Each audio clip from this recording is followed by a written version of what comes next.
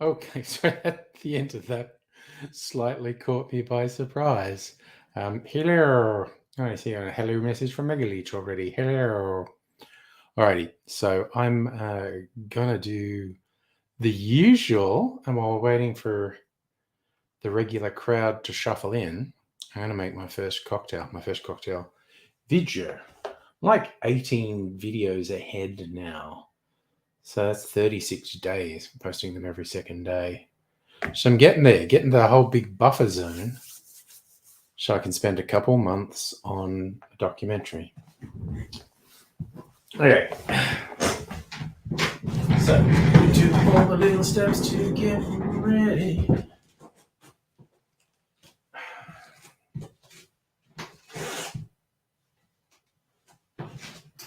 Alright, we're going to make this one first.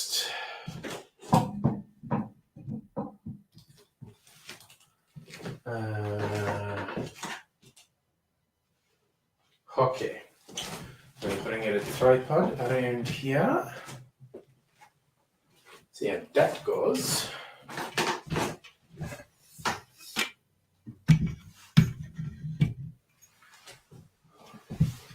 Oh, goodness me.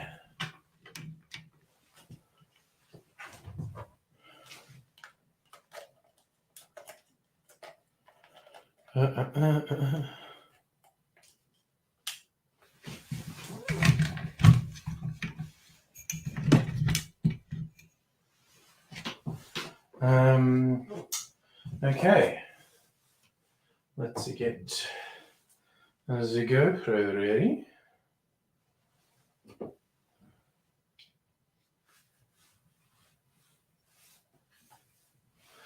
Get this happening. And we're off to the races. There you go. GoPro ready. Okay. This doing. Put that there. That there.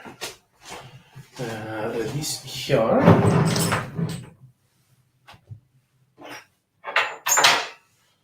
Okay. Now I need to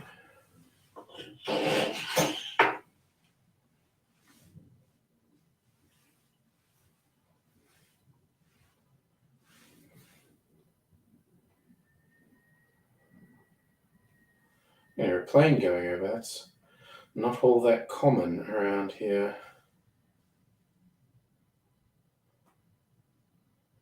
Bay Ridge. Rye whiskey, try vermouth, Benedictine.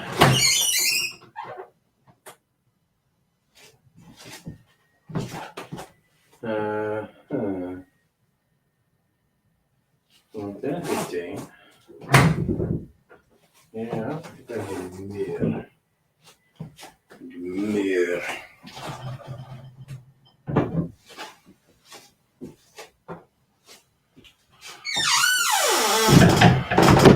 Okay. Closing up the mysterious cupboard of mystery. Let's get a rye whiskey.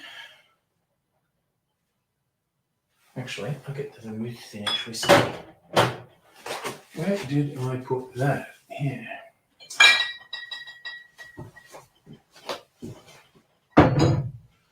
Okay, so rye, vermouth, Benedictine brandy, mango and orange.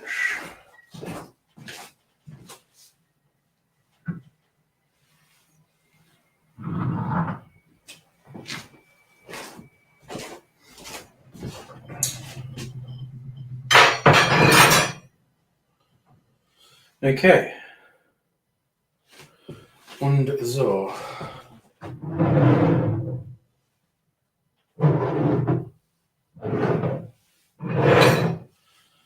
Okay, so we started with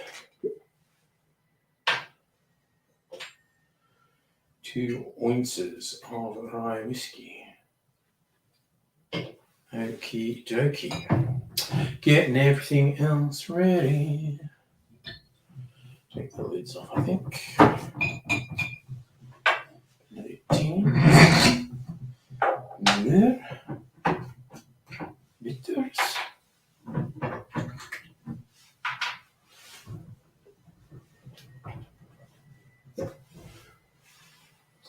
All right.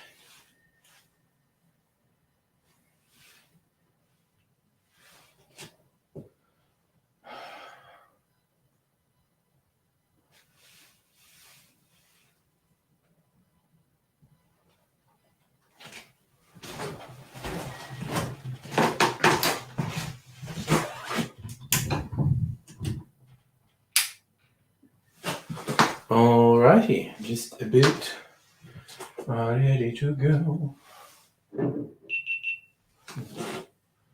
It's a little bit high. There we go.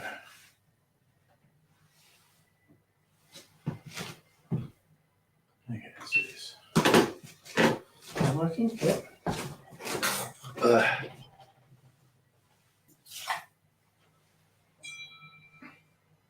Good on you foods.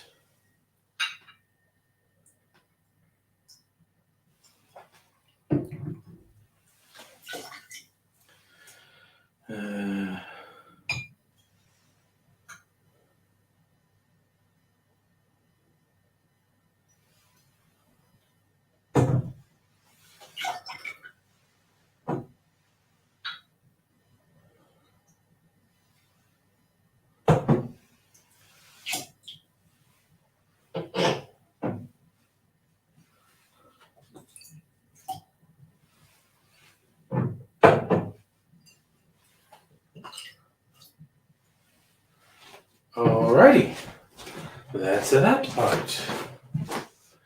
Good job.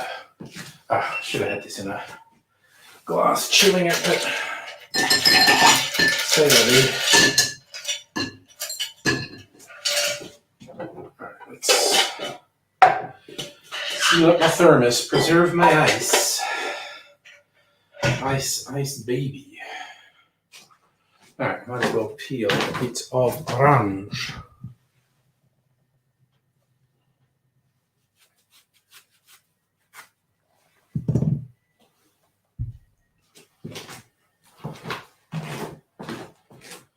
And you can ignore everyone else. Oh yeah, it would be a good idea to turn the camera on. Already forgotten to do that once this week.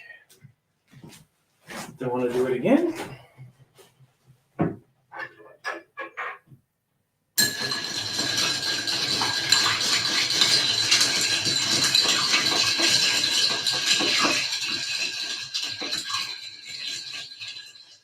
Alright.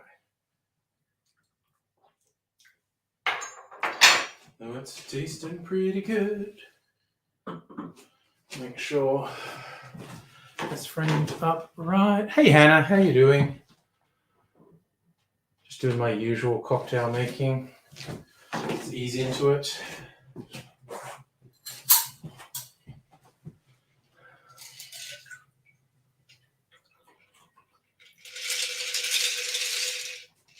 Ooh, nice wash line. Wait up. Okay.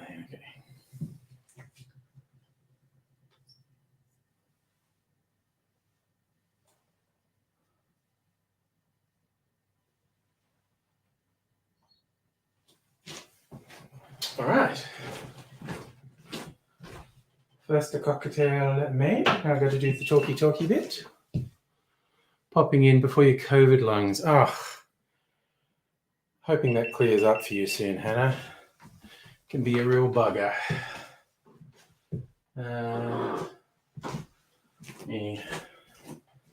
Put these lids back on.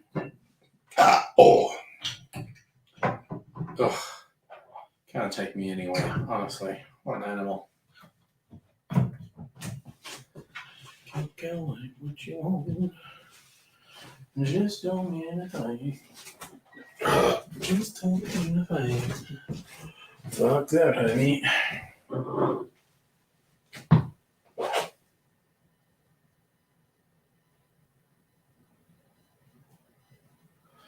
All right. Ready to go. Okay. Time to change things up a little, move the light. Blinded by the light.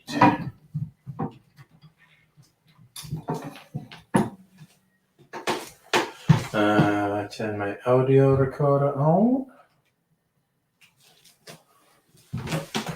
Video recorder on. You know what?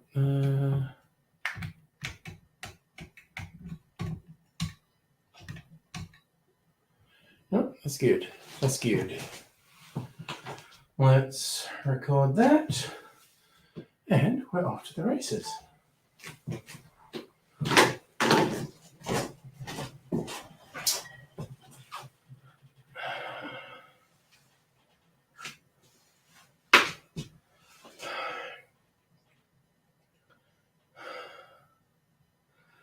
G'day, cocktail lovers. This is one of the many cocktails inspired by the Manhattan, and it's part of the family that are actually named after boroughs in the New York area. This one's called the Bay Ridge.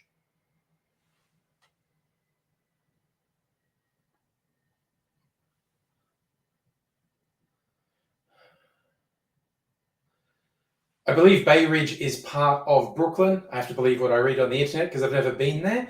And the key difference between this and a traditional Manhattan is whiskey and sweet vermouth. This has the rye whiskey in there, but it has dry vermouth and then a couple of liqueur modifiers for the sweetness. And it sounds very interesting. I'll tell you what, the original recipe called for a prune brandy.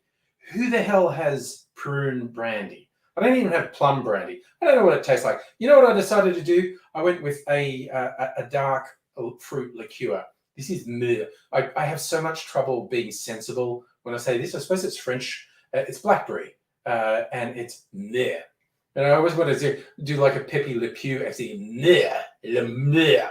Anyway, I'm immature is what I'm saying. But that's what I'm putting in instead of prune brandy. So this is, of course, going to have probably a noticeable difference to the original recipe, but I don't think it's straying too far. And I am quite keen to taste it. I haven't tasted it yet.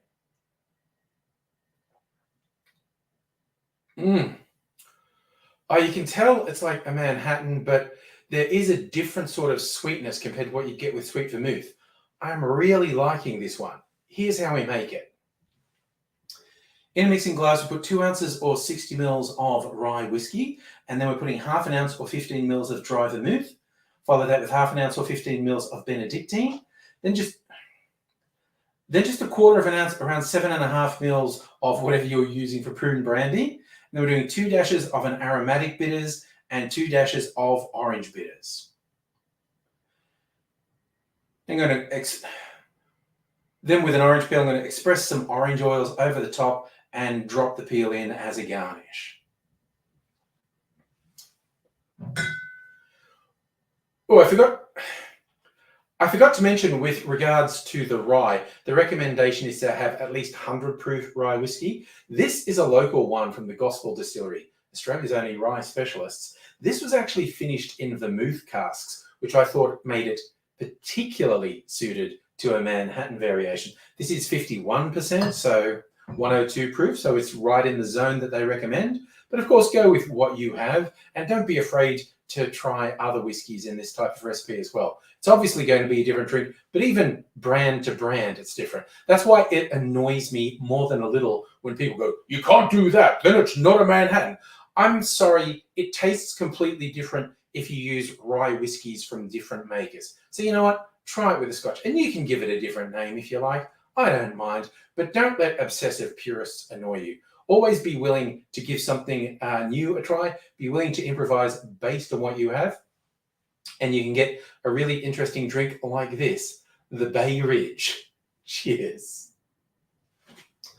Yeah, got to throw a rant in. I like to have rants. Right, just going to strain a bit more. That's it. All this is probably water, but this is probably not going to do me any harm if I do dilute the drink a little. Alrighty, time to sit down. I hope your lungs haven't given out on you yet, Hannah. You can sit down and say hello.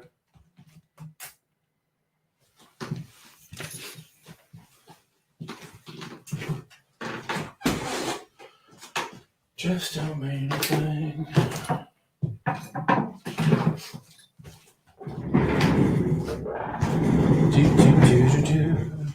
Okay, sitting dune. Okay, I guess the camera's over there. Move it over here a bit, and I'm more in the middle. And I'm comfortable. This is where I am. All right, so waiting for people to come in. Enjoying a drink.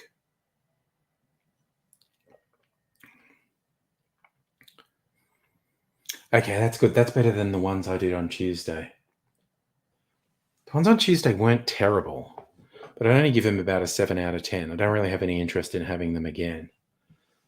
That's actually quite nice. Nice Manhattan variation. 8 out of 10, I'd say.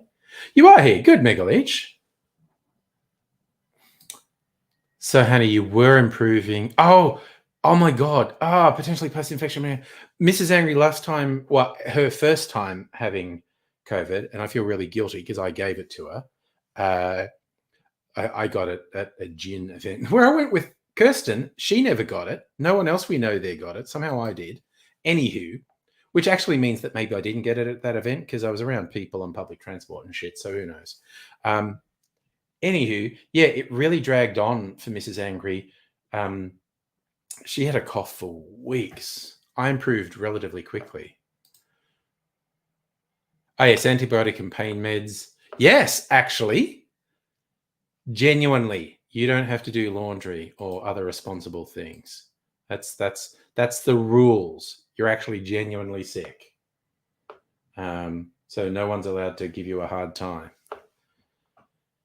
Yeah, I think it's very interesting. Mrs. Angry was actually prescribed antivirals by a GP, which I think definitely lessened the impact of the COVID. But then when she finished the antivirals, symptoms kind of came back. So who the hell knows with this stuff? So was she better off not taking the antivirals? Probably not. Because when you get to a certain age, if you can get the antivirals, it's a good idea. But it did take a while to go. Man, that is nice.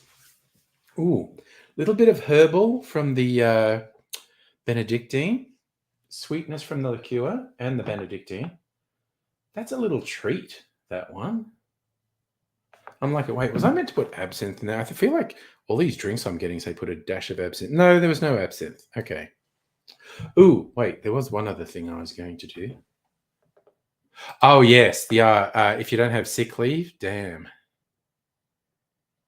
Yeah. Oh, that's tough because, yeah, when you're genuinely sick, you can't be going into work. Wait, what did I do? I swear. Yeah, no, I did. Where's my cherry skewer? It's sitting on the jar of cherries. All right. There's not that many cherries left in here. I have a whole themed video ready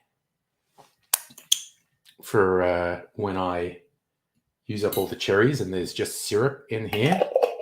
I've been looking up recipes with cherry syrup as the ingredient.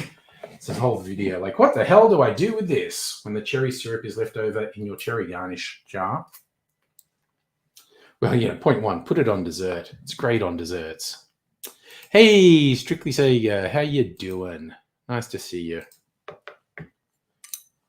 So, just garnishing up my cherry. I'm just literally, I just, want to do my standard eat a cherry at the end of the stream. So even though I didn't have a cherry as an official garnish for this, I want a cherry sitting in the drink to absorb some flavor because this is a yummy drink.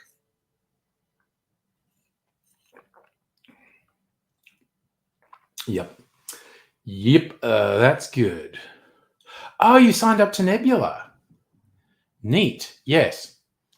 And it is at this point very favorable to the creators on the site as well.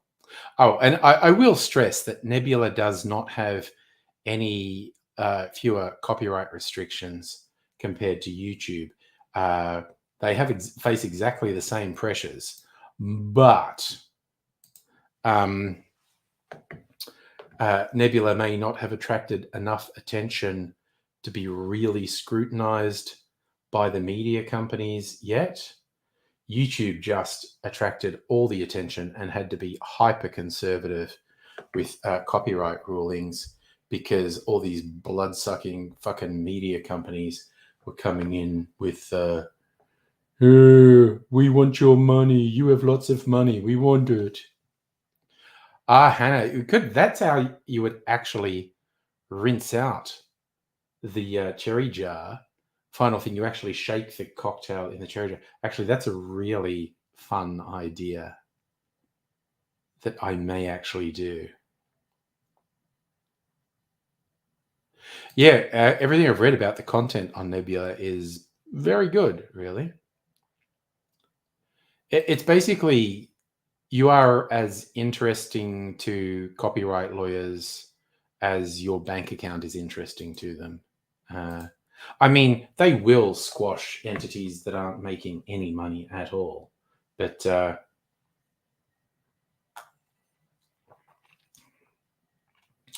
like YouTube got so conservative with its copyright rulings just because they were having literal billion-dollar lawsuits against them. And they won all of those because of the safe harbor laws in the US. But they've had to enforce really conservative policies to minimize the chance of them being successfully sued. Whereas Nebula, not being the behemoth that YouTube is, they may be willing to take the fight to bogus copyright claims. So time will tell. It's a whole thing. We're going to plan my next cocktail while still waiting for people to come in.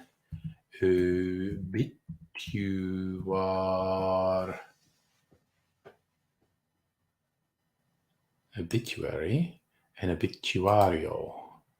Let's see what the difference is. The obituario is agave spirits, tequila and mezcal. The obituary.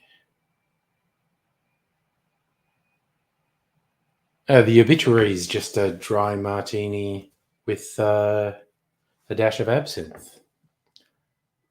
I think obituario sounds. It's got a dash of absinthe too, so that's nice. But an agave spirit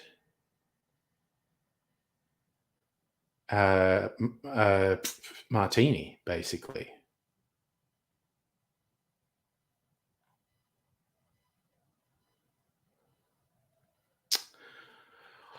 Wonder if we have any olives. This is recommending an olive as the garnish. Mrs. Angry might have some olives. I'll have to ask. You're a Lindsay Ellis fan. Lindsay Ellis does good work. Did a 2-hour video about Yoko. Oh yeah, that's a very weird old thing. Okay, so it's a real eye opener. What are the key takeaway? Oh, sorry, just missed this comment, Hannah. Yes, YouTube lets some real ass buckets keep posting terrible shit on the platform. I don't know. Swings and roundabouts, I think. It shouldn't be difficult, but it is difficult, or at least big corporations find it difficult to place restrictions on bad actors and not have the same restrictions unfairly imposed on people who are doing nothing wrong. Because every time you put a restriction in place, pieces of shit try and exploit it to have it used against people they don't like. Like all that fucking bullshit free speech crowd, they are consistently the most oppressive and the most aggressive at trying to shut down anything they don't agree with. They're fucking lying scumbags. Main reason I very rarely engage with them, very rarely bother with them, is they act in bad faith, and they're liars and hypocrites. Not worth it. So you say YouTube striking small creators. Oh yes. Oh yeah. Yeah. That was a very weird blunder that time. Logan Paul went into the suicide forest. Yes. All right. When did our women are treated differently? Yeah. Okay. Monica Lewinsky, Pam Anderson, or Janet Jackson. Yes.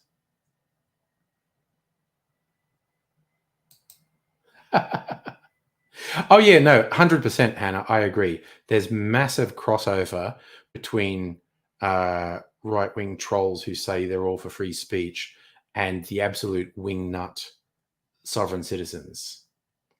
Ah, thanks, Project Redfoot. You're a legend. Cheers. I actually got told today I have a reputation at work for being good to work with. So I was like, well, that's nice. They don't realize the truth at all. What a horrible person I am. Oh gosh. Oh god, that was a nightmare. The Amber Heard Johnny Depp court case. I think, Hannah, if you have a powerful enough microscope, you might see that the Venn diagram isn't a perfect circle, but it almost is. Oh, cool. Neat. Okay. Well, I'm glad it's not lost. There's certainly no rush, but again, that's so nice that you have the painting. It's very cool. So Hannah, you get told all the time, cover up my utter disdain for you. Fuck. Yes, it's kind of like you've got a self defense shield that it's like, okay, I'm just going to be good to people, and then they'll never know what I really think. Mind you, I am getting to do some fun shit. Where the boss's boss, again about some external company, was just like, "Oh no, kick back at those motherfuckers." And I was like, "Oh, I didn't know we were allowed to. Were you allowed to?" And the boss is going, "Yeah, this is bullshit. What they're doing is bullshit. Tell them it's bullshit." And I'm like, "Mwah!" I'm still being hyper business professional, but I am definitely enjoying having been given a green light to give someone a head kicking, metaphorically speaking. Oh yeah, you're absolutely right. People who you thought were progressive bought into all that horrible shit that was pro-Dep and anti-Herd. I mean, honestly, I'm not saying either of them are completely awesome people, but Jesus, the shit that went on during that trial was awful. You have a customer service voice for customers and a don't get fired voice for coworkers. That, look, honestly, that's a good way to be. I mean, like, I'm making jokes about being a horrible person. I actually do try to help people. The weirdest thing is I find my job really easy, as in it plays directly into my core strengths, like core strengths I've spent 20 years building up. And I just like get stuff done, do stuff that other people find quite difficult or other people have not been particularly successful at getting done. And I get it. And it's pretty clear the boss knows if she gives me something, it's getting done. So that's good. I like that. Feeling somewhat thing. Sorry, Redfoot, what are you going? But then, again, old school red is communist color anyway. But I know, yeah, that's with the Trump and MAGA shit. But yeah. Green light for telling off a lawyer. Believed you were breaking law with your returns policy. Neat. You got to go a lawyer. Well, that's got to be fun, having a go at a lawyer. Should we say you're guilty of it too? People ripping apart Amber Heard, wearing a suit and being fake. Oh, again, people dress for court, for fuck's sake. And we can all be sucked into narratives, particularly if we just get a dominant narrative fit to it.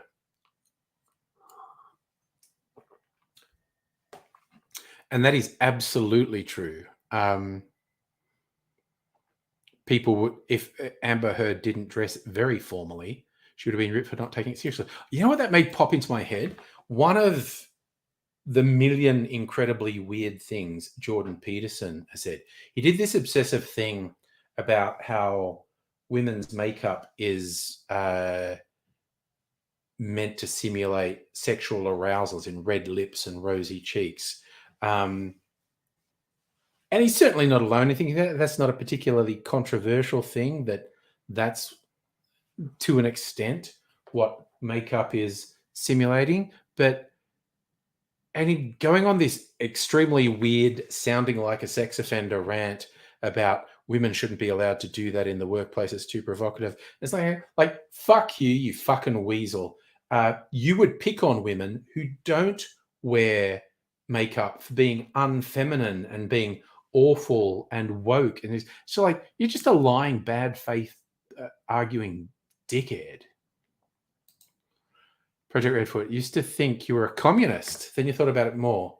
I've never been a communist as such. Leaned very heavily towards anarchism, but the whole thing is you tie yourself to a particular ideology and it's going to bite you. But, you've also, got to try and have some integrity. So this lawyer was arguing over an $8 clearance item. Oh, yeah, you don't accept returns on clearance unless it's faulty. Yes. Faulty gives us label size. Oh, gosh.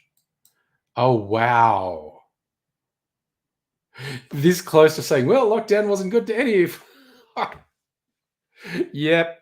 Fucking hands up here. God, another year of trying to turn that around this year. Last year, I just kind of stabilized after the year before being a bad year. First year, bad year. Second year, good year. Third year, bad year. Fourth year, stabilizing year. I'm hoping this year is an improvement year. Yeah, Bridget, this is the most polite thing we'll say about Jordan Peterson. He's inconsistent.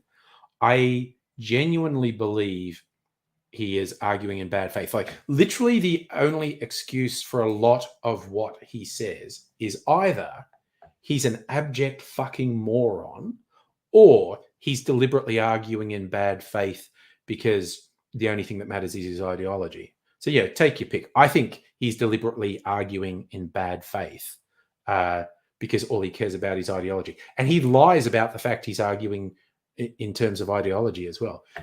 He's just a fucking liar. Had to restrain yourself saying, I'm a lawyer, I know my rights. And you had to restrain yourself saying, well, clearly not. You can go read the ACCC. I love that you were restrained, though, Hannah. It's very funny. And again, that's a really polite way of describing Jordan Peterson, attention-seeking. He's weirdly, freakishly, desperately needy for attention. Yes. Again, it is true.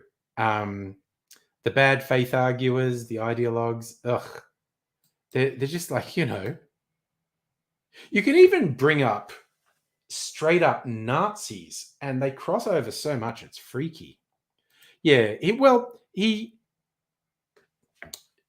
I think, here's the thing. Jordan Peterson was respected in his field.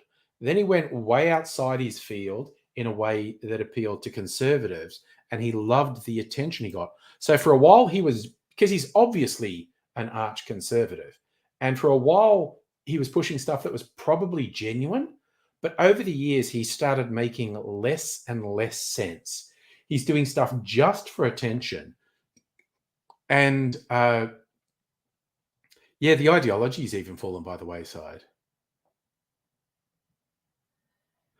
Oh, yeah, he was... Because, he was a psychologist, but he was saying stuff that was so harmful. They were just like, you'll lose your accreditation for saying things that harmful. Oh, and that's the thing. The right-wing grifters, they feel the power of that thing. Like, and I've said it so many times, and people say, oh, no one watches you on YouTube anymore. It's like I stopped trying to get people to watch me on YouTube. But yeah, if that was something that mattered to me and it was the only thing that mattered to me, if I went red pill, I could amass a huge following because I have this big history of being the radical left.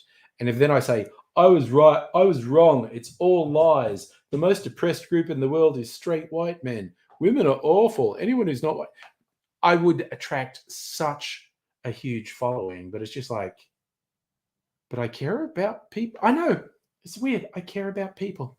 Weird. Okay, you know what? We're having great conversation and I'm loving it. I am going to make a short cocktail video now. The obituario, an agave martini. So I'm doing variations on the classics. The last one was a variation on a Manhattan.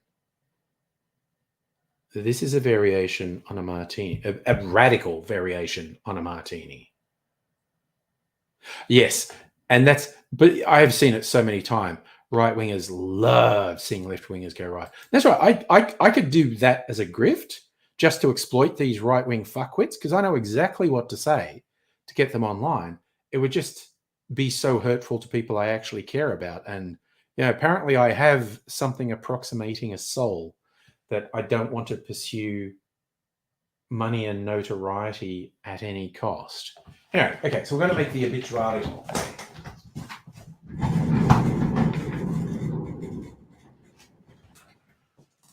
Okie dokie, let's go. Sorry, the power cord for this light's getting tangled up in the legs. I'm probably going to pull the connector out if I'm not careful. Okay, get the light ready. Get the GoPro ready. You know what I might have later, because long weekend I can sleep in. Might even get the eggnog out, because I have eggnog. And I haven't had it for a little while. So it's probably really yummy. It's about 6 weeks aged now. And it just seems to get better as it gets aged. So I might do that. Okay, but I need to make the obituary, so I've got to get tequilas out. All right, so I don't know about you. I can't even mention tequila without getting that song in my head.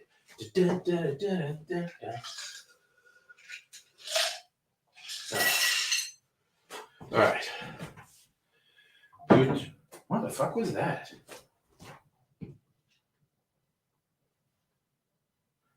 Oh, sorry. Google is so obsessed with getting me to do more reviews. Someone's following me on Google reviews. But okay, I literally only did that as a favor to a venue because I really liked them. And they said someone gave them an unfair bad review.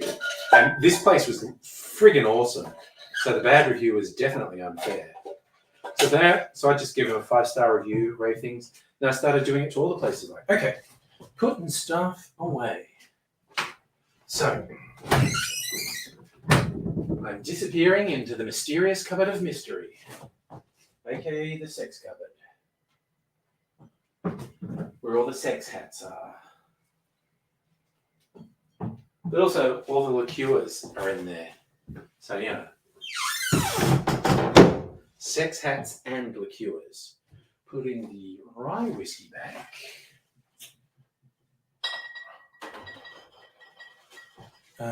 We want the vermouth for this one. We do not want the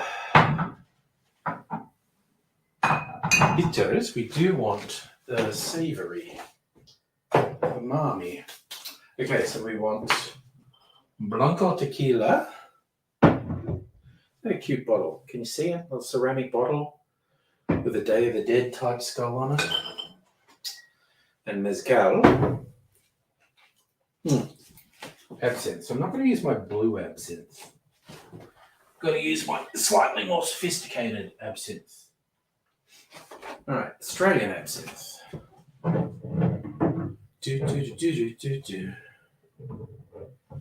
Okay, so we'll do that and that.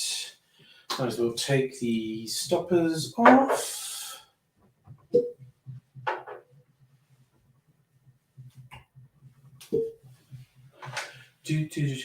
Also, I might try my freezer martini tonight or tomorrow night because I topped it up, so it's going to be a whole new thing compared to the last time I had it.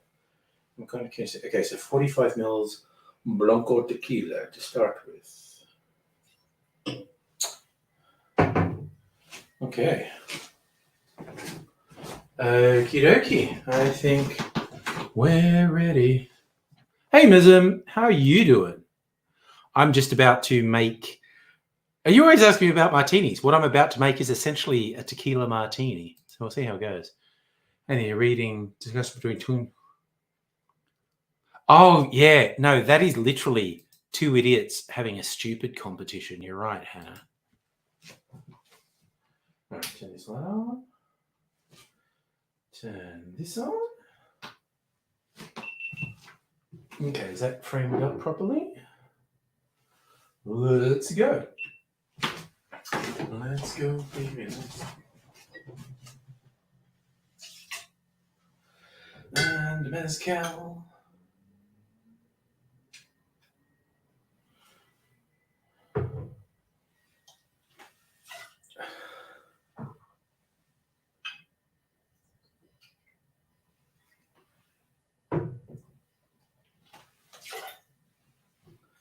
Now just a little splashy of absinthe.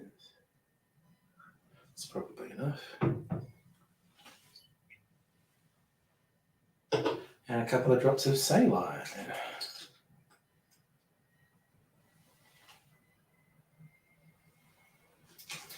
All right. Oh, I'm really intrigued to see what the umami bit is due to this. Okay. Now, stir and stir and stir.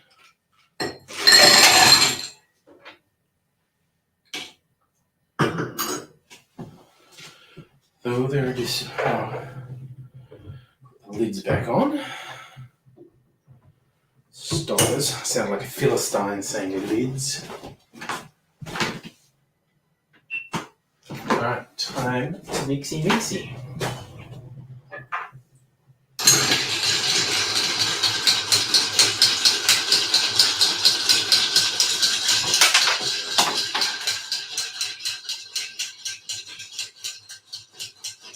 One little cube of ice leapt to its freedom.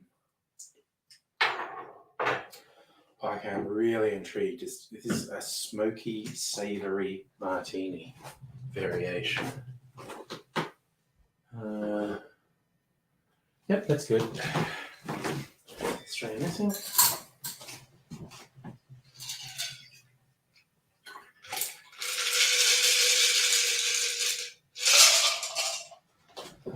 Okay.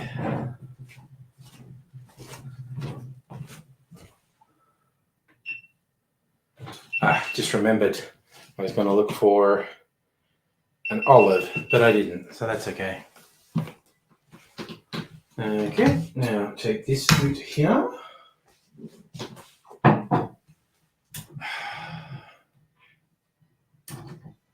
Bit of a talky bit, but this will be quick because this is a short video. It'll be less than 60 seconds of talking.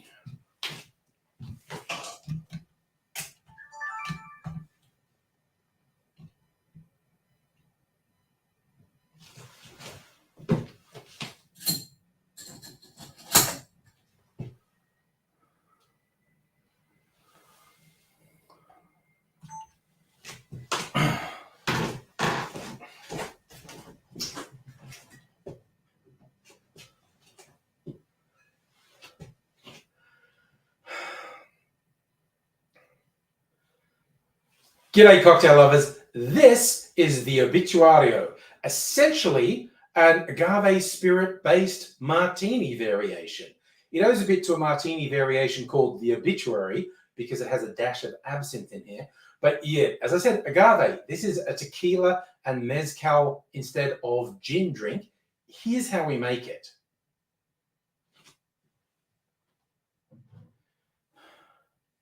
In a mixing glass, put 1.5 ounces or 45 mils of Blanco tequila, then 1/2 ounce or 15 mils of mezcal. Follow that with 1 ounce or 30 mils of Blanco vermouth. Then just 1/2 bar spoon, about 2.5 mils of absinthe. To round things out, we do a couple drops of saline solution.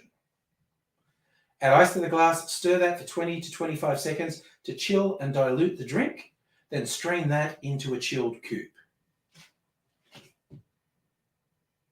You could garnish this with an olive if you like. I didn't have any olives. Give it a taste test. Wow, that is a really cool alternative to... damn it, I stumbled. That is a really cool alternative to a martini. It's actually not that far removed taste-wise, but the smokiness from the mezcal is fantastic. I recommend you try this one, the Obituario. Cheers. I actually do like this one. Okay, 2 winners tonight, after 2 quite average ones on Tuesday. Alrighty, time to sit down. Probably not make any more videos tonight. You know, we'll see. I think I need to turn the aircon in here for a while. I feel weird and sweaty. Mon spaghetti. Give me a second, I'll turn this off. Because it was kind of humid today. It wasn't hot, it was humid, and this room's been closed up. I just want to get some cool air happening in here. 15 seconds, I'll be back.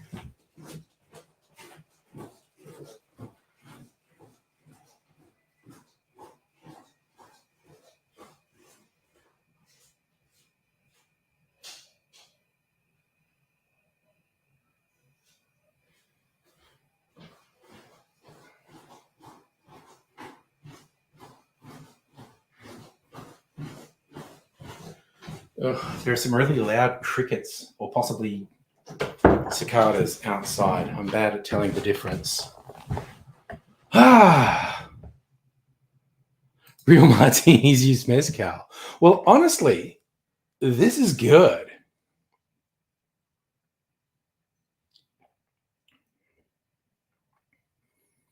Man, I'm a friggin' fan. Oh, I'm a fan of this.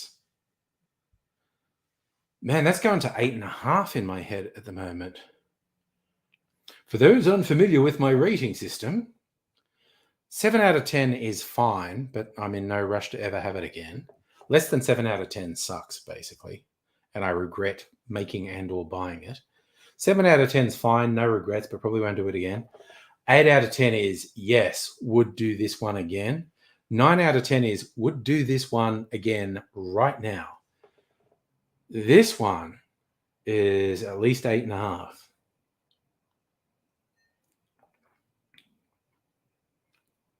Man, that is fucking good, honestly. Oh, I am leaning towards it. I could make myself another one now. And I've got a slight urge to make it a bit more saline, like actually put an olive in there and, drop a bit of extra brine in. Martinis, as Jake Morgendorfer says. Daria's dad. Nice. Oh, that's awesome. I mean, I have watched Daria. I don't know the lore as well as you. I would have had no idea who Jake Morgendorfer was. Nice. Oh God, I did see I think it was Jeffrey Morgenthaler, who's one of the pioneers of the cocktail renaissance like 20 years ago. I think it was Jeffrey Morgenthaler. Very funny videos he recorded on YouTube like 5 or 10 years ago. And one was about martinis and whatnot. And he's talking about how in the 90s, like he and his friends were insufferable pricks. And they were trying to be really serious about cocktails. And, and so that meant the classics like martinis and old fashions. And they'd heard there was a good martini scene in, where was it? Detroit, I think. Where was it? It was, there's a place that had a famous music scene. It might have been Detroit. Anyway, so he and his friend drive a couple of hours to this city that's supposed to have a good martini scene in the bar that's supposed to make good martini. They go in and order it, and your bartender's there, and they order a martini. And she's like, right, and she puts the martini glasses down, and she puts ice in the martini glasses, and it's to chill the glasses because they're really serious. And I am a big believer. Cold martinis are the best martinis. That's why I have a freezer martini, which honestly I might get out after this. Honestly, I might add some tequila. I might add some mezcal to the freezer martini just to fucking shake things up. Ooh, that would be fun. Just a little bit, so it's like super dilute across it. But maybe there's just like a ghost of smoke. I'm doing that. Next time I top up the freezer martini, I'm putting a little bit of mezcal in there. Yes, martini glasses live in the other freezer. But anyway, I interrupted myself with this story. So Morgenthaler and his mate are there, and they order the martini. The bartender puts the martini glasses down and puts ice in the glasses to chill them, and is about to go and make the cocktail. And they see her put ice in the glass, and they go, "Oh, no. We don't want ice. We want our martinis served up." And he said, the bartender just looked at them like, "What the fuck is wrong with you, you fucking idiots? Of course I'm going to serve your fucking martinis up. I'm chilling the glass, you tool. Shut the fuck up."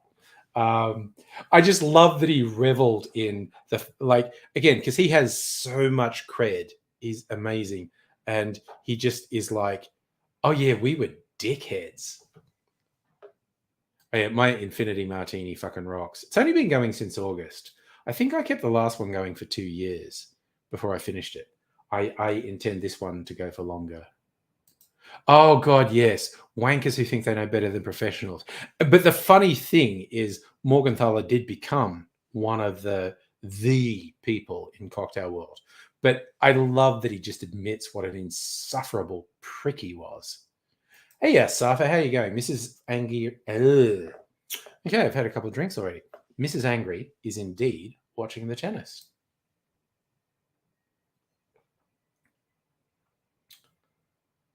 I drink so much booze. To me, a really nice chilled martini is like drinking water. And even this one, which is tequila and mezcal. Just that little bit of the... Actually, there's quite a bit of vermouth in this, which has probably alleviated it. But I'm a friggin' fan of this one. This is 9 out of 10. Yum. You had a thunderstorm. We had more rain than we were expecting in the afternoon. Not a thunderstorm, but probably like they're predicting like 1 millimeter rain. We got 4 or 5 millimeters. There's definitely... That was at about 4 or 5 o'clock this afternoon. Quite a bit more rain than we were expecting. All right, Strictly Say, watching a full-on movie, going through your Blu-rays. All right, okay. The build-up, I'm appreciating it. You're up to C.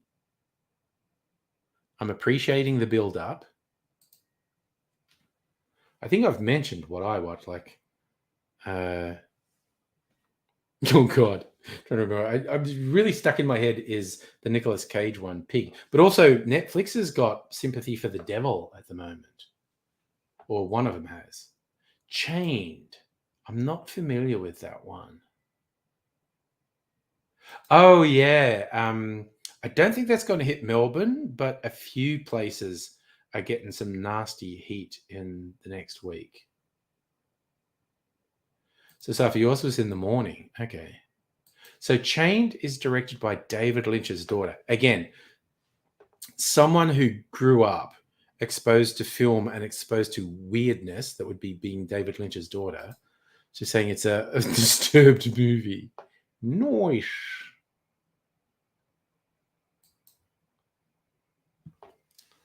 Oh.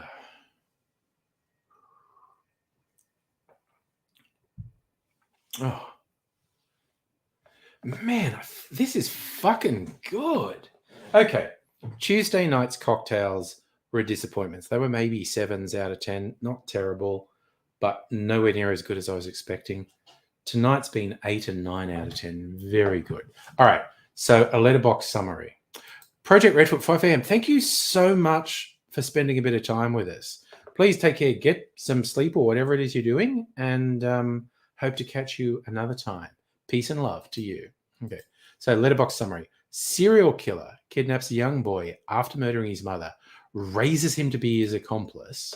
After years in captivity, the boy must choose between escaping or following his captor's bloody footprints. Good Lord.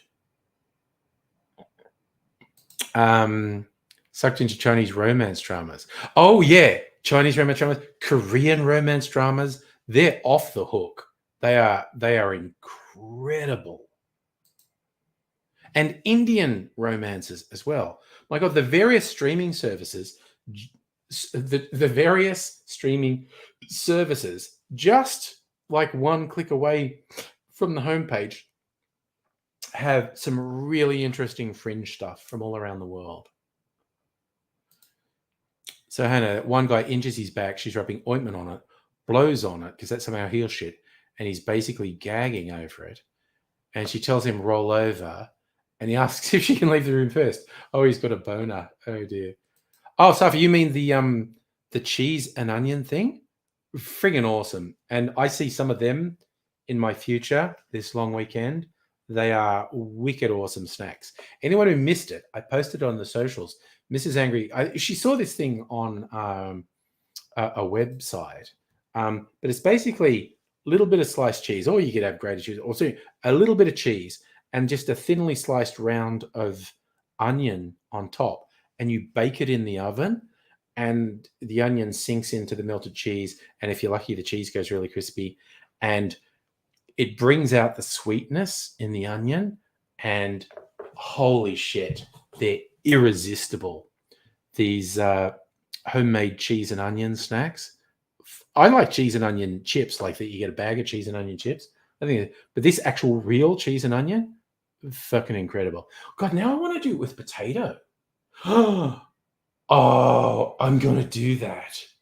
I am gonna. Okay, sometime this weekend, I'm gonna thinly slice up some potato and cook that so it's soft. Like maybe microwave it or something so it's soft. And then bake it in the oven so it's crispy, and then put the cheese and onion on it and bake it some more. Oh, I am doing that this weekend. God damn. Also, if you want the cooking instructions, if I bring up my Facebook, because someone asked me that, so I asked Mrs. Angry, and I got the tip.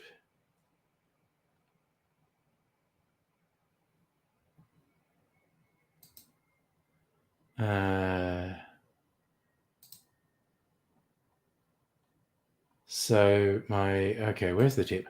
My friend Dave asked for it. So, okay, the tip is 180 Celsius for 20 minutes. But because stoves are very different, keep an eye on them.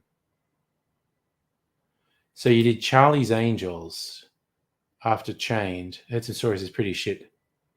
Oh, they're not great, the Charlie's Angels movies. If you don't take a movie, take it to the optional. Oh my God, dude, that's a statement. You threw it in the bin.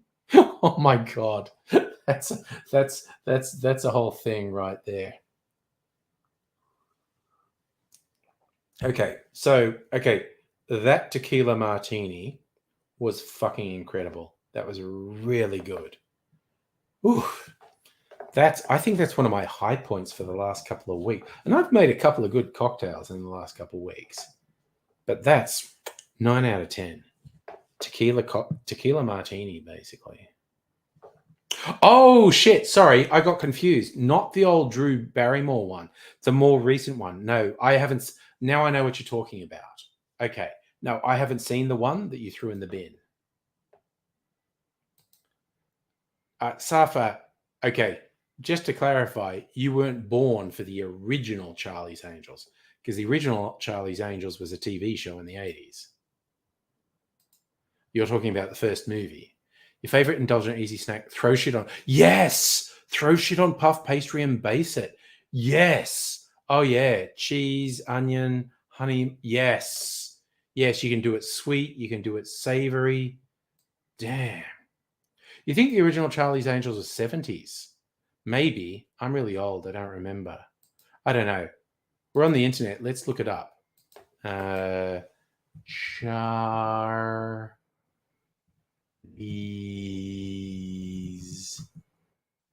Angels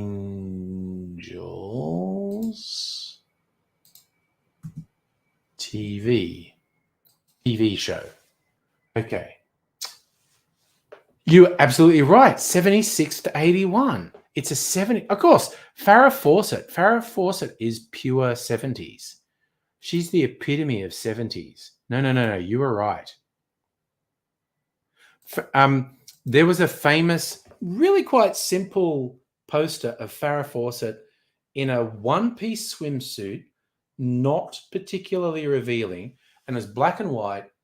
Poster you could get, and every horny teenage boy in the 70s bought it. Apparently that poster sold millions, and if you take into account, there were probably knockoffs. They were like the licensed ones sold millions, and there are probably knockoffs as well.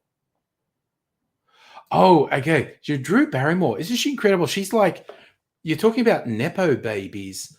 She's like fourth generation Nepo babies, because she comes from a family of people who were famous actors before films, the Barrymores. So I think she's like a fourth generation Nepo baby. She's talented though. Absolutely. So you love rewatching the old shows. See how shit. Oh my God. Actually, low budget. That's the funniest one for me, looking at how low budget the shows are. Like Brady Bunch has no glass on the windows. Damn. Safa, no. I was a horny teenager, but I never had the Farrah Fawcett poster. I didn't have any horny posters. Like, I was a nerd. I had Star Wars. I had a really good, huge R2-D2 C3PO poster. Fuck, it was awesome. It was really good. One of the best. I got it for Christmas one year. One of the best presents I ever got. It's fucking awesome. All right. You know what? Having had that kick-ass tequila martini, now I want to try my freezer martini. So I'll have to duck out and get it. Oh, yes, that okay. That's a famous one too. Janet Jackson with Someone Being the Hand Bra. That was an album cover, wasn't it? But yeah, but that Farrah Fawcett. Look, I'll find it. I'll just do a thing. Farrah Fawcett poster. Like, this is, I think, actually, it's color. Why did I think it was black and white?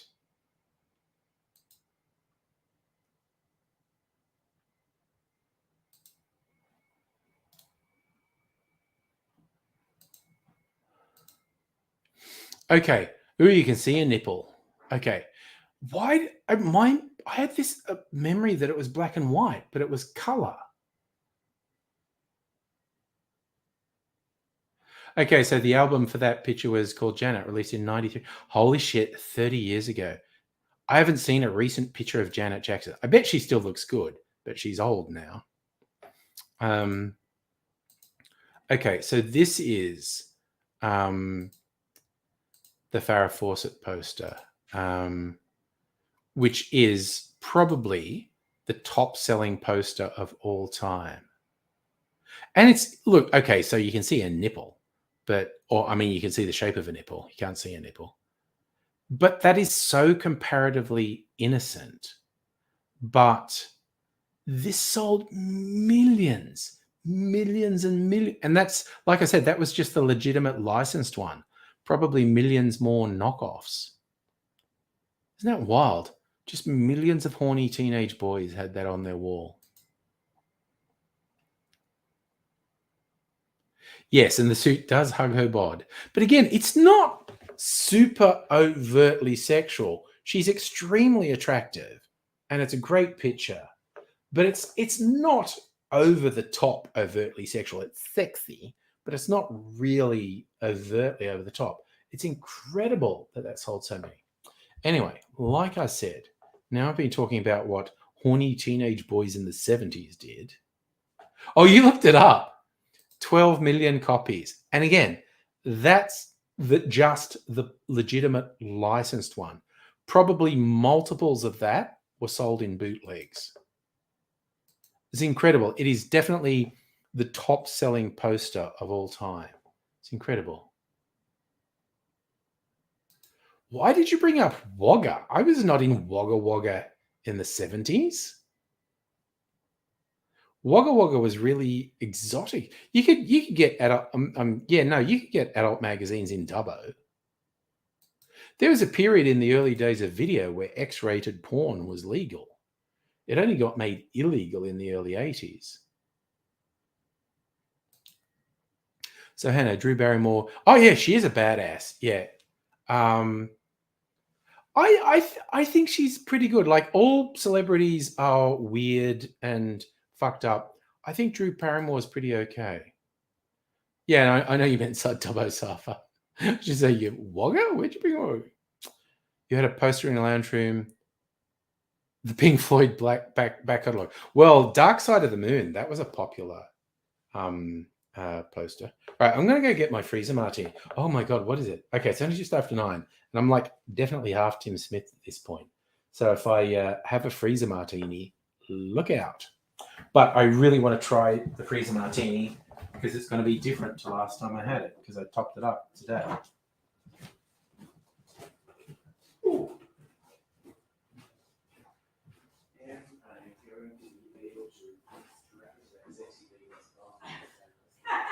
No, I couldn't resist.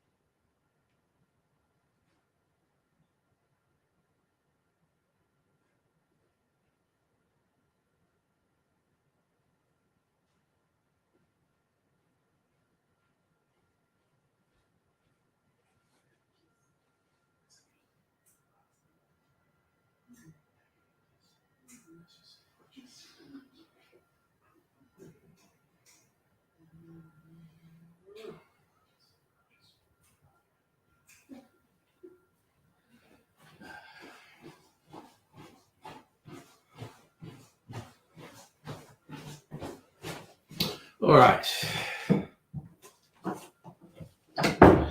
That took slightly longer than expected because Mrs. Anger is in the hallway, so I got a snog while I was out there. So, yeah. Hey, Justin, how you going? Oh, no, I remember that one. The Pink Floyd back catalogue, the Women in the Pool Pink Floyd album covers. But yes, I remember that one. Yes. Saw a show the other day talking about if you had 4 years to train for an Olympic event. What? Oh, good question. I'm going to go with lawn bowls is in the Commonwealth Games, not the Olympic Games. That walking, Olympic walking, that would be my thing. Nug, how you doing? Okay, all the gang's rolling in. Loving to see you all. Anyway, so freezer martini. Let me just make sure it's all mixed, although I'm sure it is.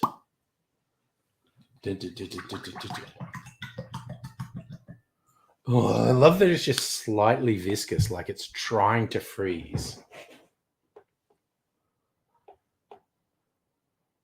Oh yeah, the long weekend party night. We're going to go. I'm not going to go super late tonight, but might go a bit late. Okay, the citrus peel's fine in a martini. The cherry's a bit weird. All right, this is my freezer martini. This is my infinity martini nug. Oh shit, I didn't update the fucking what's in the freezer martini today when I topped it. I just got to do it.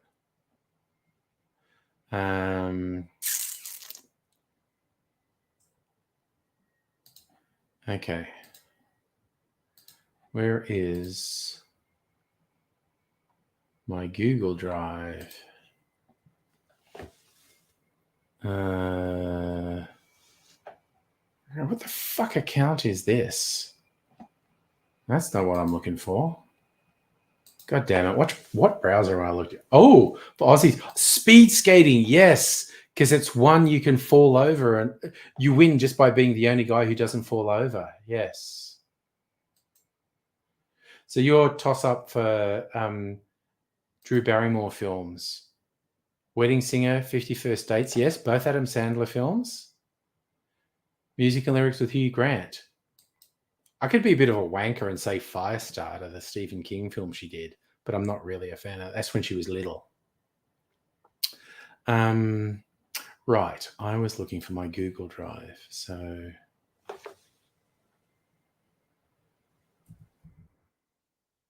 Google Drive.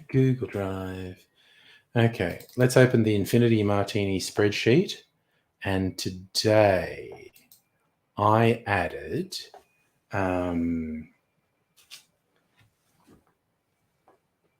it's okay.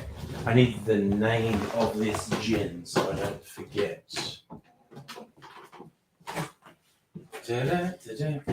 Okay, it's on the fucking desk. Jesus Christ.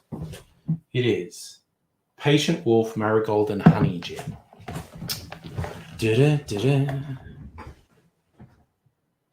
Okay, so Patient Wolf, Honey, and Marigold Gin.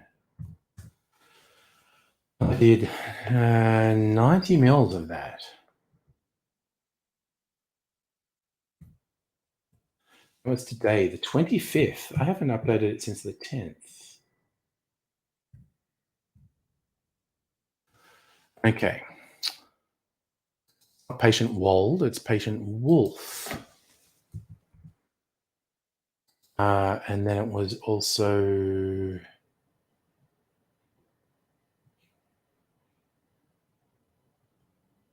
Fossey's Naval Strength.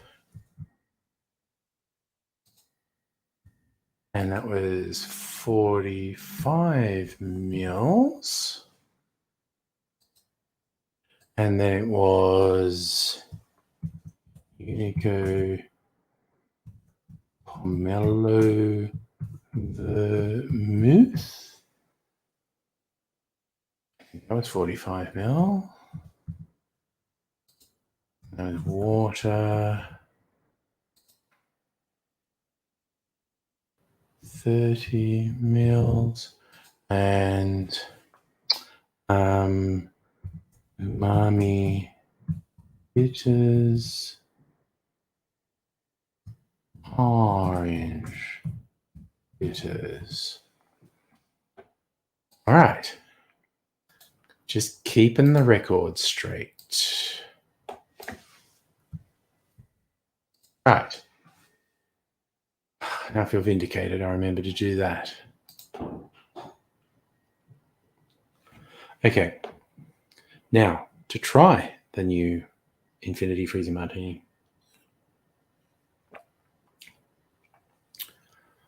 Oh, that's really good. Ooh, I only put like a dash of the umami bitters in and I can taste it. Oh, that's really nice. Ooh, poison ivy. Yes. Speaking about horny teenagers. Yeah, didn't actually Adam Sandler, Drew Barrymore. Pretty good pairing, honestly. Justin, I've not heard doodly squat about that, so I don't know. I think there needs to be some resistance to what the state government's planning on doing with the public housing. So we're saying, Hannah, in 51st Dates, there was a patient in the rehab center with a 10-second memory called Tom. Turned up and blended as a cameo. Neat.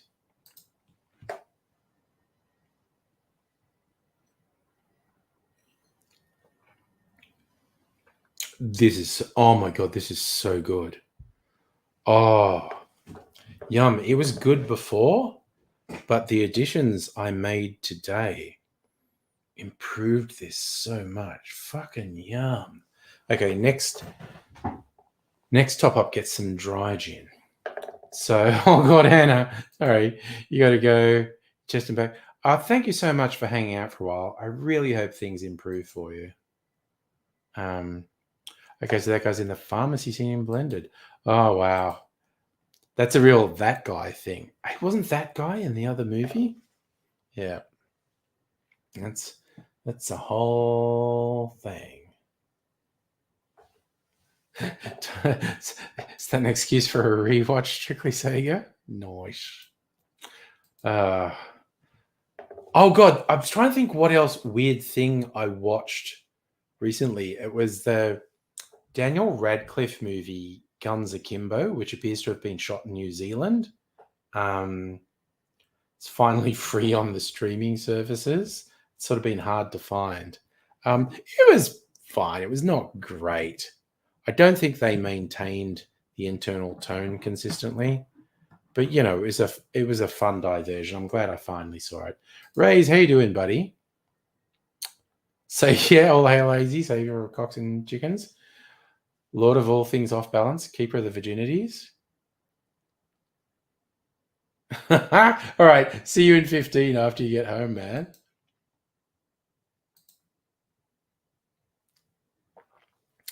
That was genuinely an interesting and innovative concept for a movie. Someone who's you had to reacquaint yourself with every day. But the idea that he also fucked her and she had babies is honestly troubling to me. Should we say at the moment the girl's got you doing bring it on films. Nice. I've only seen the original. The original Bring It On fucking kicked ass. Good movie. No, there's no way Guns Akimbo is the weirdest thing shot in New Zealand. It was fine. It was a diversion. It wasn't great. Honestly, that's kind of where I am. Fun concept. I feel like if you're doing something like that, because it's weird as hell, the pressure is on you to maintain a consistent tone. And I don't think they quite got there. It's not a terrible film. It's deliberately weird. And it does do some very interesting and innovative things. But there's no way it's ever going to end up on my favorite films list. Not even favorite guilty pleasures. It was fine. It was an interesting diversion. I'm glad I watched it. Because it's just fun. Daniel Radcliffe made so much money from Harry Potter. Now he literally just does whatever he wants or doesn't do whatever he wants. It's just like he has no extreme. He does not seem to have extreme ego ambitions. Like, oh my God, that Weird Al Yankovic biopic he did, so funny. And the fact that it was originally just a short sketch on YouTube 10 years ago, and then someone finally decided to make it, and every scene that is in the YouTube clip, which was a fake promo for a movie that didn't exist, every scene from that is actually in the movie. Fucking on. Yeah, Black Sheep is maybe right up there with the weirdest New Zealand films. The early Peter Jackson ones, Bad Taste. Oh God, what was the other one? Not even Meet the Feebles, the other really low budget one he did. Power Rangers. Some Power Rangers was filmed in Sydney. Like some of the Matrix was filmed in Sydney. Yeah, Daniel Radcliffe was great in the Weird Al movie. Brain Dead. Yeah. So weird. Again, Justin, that thing that was set up as like a cute thing that she wakes up and has to understand she's married and have kids, that seems brutally traumatizing to me. That seems just phenomenally fucked. Hannah, you haven't gone yet. You find a name, series called Revenge of Beauty about bullied girl goes through more. So that's the Chinese romance one? All right, sounds good.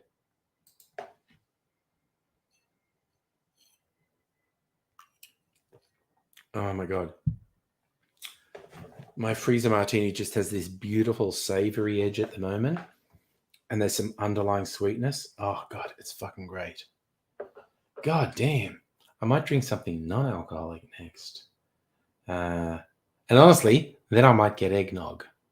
Because that's just how I don't know. Then I might make an old fashioned or something. I don't know. So she loses weight, gets revenge by having two of them kill each other. Well, okay. There's more. That's interesting. Harry, how you doing? Oh yes, the Weird Al biopic is absolutely worth watching.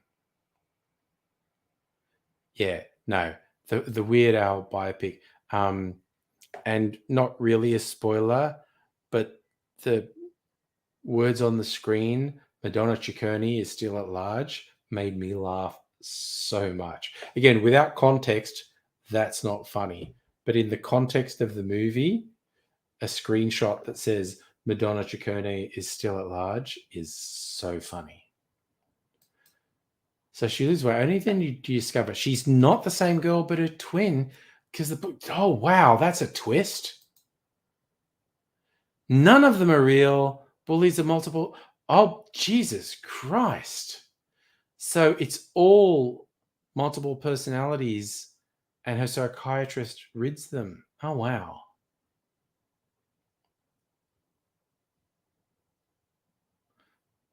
Okay, personally, I just love how buff Daniel Radcliffe is in the Weird Al biopic. Like, he's fucking shredded. It's just like, how long did he spend at the gym for that? Because that's the other funny thing. The original joke video on YouTube, the fake movie trailer from 10 or so years ago, he's like skinny Daniel Radcliffe. But when they actually made the movie, he's buff as fuck. And again, love Daniel Radcliffe because I think he's even shorter than me. I think he's like 5'7". I'm 5'8". We praise a short king, as the saying goes. We stan a short king. Oh my God, my freezer martini is so good. Yum. I'm not gonna have any more. I might have another bout of it tomorrow night and then top it up with some other stuff, and then it'll be a whole new thing. Yeah. But yes, I also may stick to my thing of drinking something non-alcoholic for a while, because while I'm deep in Tim Smith territory at the moment, we're doing. Oh, Rays, thank fuck you're home. And also, yeah, I always forget we're like 2 hours different to you as well. So you've had another tough day. He's only 5'5". Okay, me and Daniel can definitely be pals. Also, he does genuinely seem like a nice together person.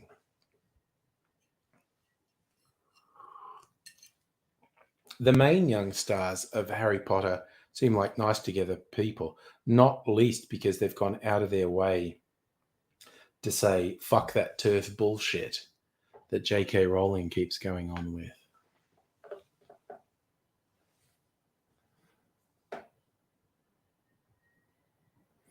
Harry, I reckon you would love the Weird Al movie because it's the movie version of a Weird Al song, in as much as it's a parody of biopics, and it's fucking great. Yes, because the real Wolverine is short. That's a central thing for Wolverine in the comics. He's short. And they might do it because I am looking forward to Deadpool 3, where and because Ryan Reynolds and Hugh Jackman have had that friendship / rivalry for years, and they're finally doing a movie together. I am definitely hanging out for that. Of course, Daniel Radcliffe has a child. He's a grown man. Yeah, any fan of Weird Al has to see the movie because it's fucking 3 hours. Good call, Safa, because I only said 2 hours. You got a 3-day weekend. I got a 3-day weekend. Where Australia Day falling on a Friday. 3-day weekend. So might have a bit to drink tonight. Might go a bit long. Who knows? So many movies to see at the cinema this year. So for me, it's probably Deadpool 3 and uh, uh, um, oh God, my brain literally just stopped working. Frank Herbert film, part 2, June, part 2. Jesus Christ. If they're going to say something about Wolverine's height in Deadpool 3, they should. Oh, look, if the Harry Potter TV series ever gets made, who the fuck knows? You got a 4-day weekend, Nog. Nice. Go you, brother. Dude, we all have brain farts, don't we? It's all good. Yes, best thing since last time Australia Day was on a Friday or a Monday. It's okay if it's on a Monday too. Strict to say you're going to have to put off buying a house for another year. You've got to spend your money on going to the movies. I'm probably not going to go to the movies often. But I swear to God, okay, I'm just going to have a little mini rant here. Like, so in the past, pre-COVID, Mrs. Angry and I really enjoyed going to Village Gold Class and getting their multi-course things served during the movies and whatnot. Last time we went was for Barbie. That was like literally the only time I went to the cinema last year. And the movie was good.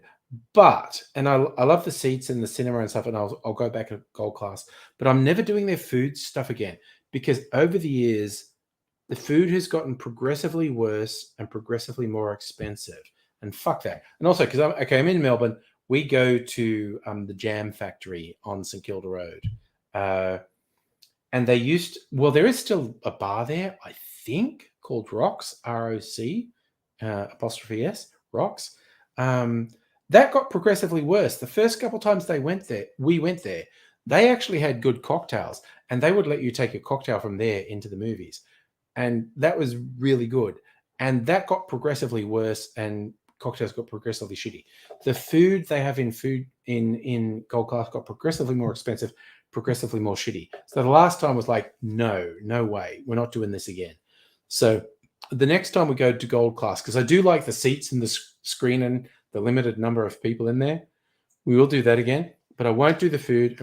But there's a really good cocktail bar across the road from the Jam Factory, and that's where we'll go for drinks, and we'll find somewhere to get some dinner as well. They do snacky stuff at this cocktail bar. Maybe we'll do snacky stuff before it. Yes, Safa, shrinkflation. That's what it fucking is. The food got less good and more expensive. It was fucked. Shrink said, "Oh God, is someone doing a remake of the Patrick Swayze movie?" Ray's Barbie was a rough one. I don't know. Okay, look, we all experience art and entertainment separate. I enjoyed Barbie. It doesn't matter if we experience things differently. It's the whole thing. Oh yeah, I agree, Justin. 5-day work weeks are horseshit. We should have 4-day work weeks. Oh, I forgot about the Ghostbusters movie. Civil War. Oh, honestly, yeah, no, Furiosa has me fucking hooked. And I'm worried that it won't live up to it. Yeah. Okay. I mean, I mostly am watching videos on the streaming thing.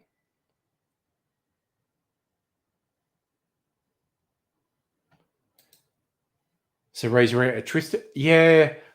I'm not completely on board with the Twister prequel. I did. Okay. I genuinely love the Twister movie. It was kind of cheesy and whatnot, but I fucking loved it. It was so fun and just the weird shit that happened in it. I genuinely loved Twister. It was fine. Yeah, I legit get what you're saying there, Rays. I liked Barbie, but again, I try not to be too over the top when someone likes something I didn't like or doesn't like something I didn't like. You know what? We all experience things differently. It's that we're all people and we're all different. Thing. Yeah, Harry, I have no idea what the fuck a Twister prequel is. This is the first I'm hearing of it. Rays, you want a sequel, not a prequel. Yeah, I have no idea. So you want the 90s vibe to come back? Yeah, that's cool. Prequel's okay. Yes. Okay, and this is also, this is what I love. I genuinely think the best Star Wars movie is Rogue One.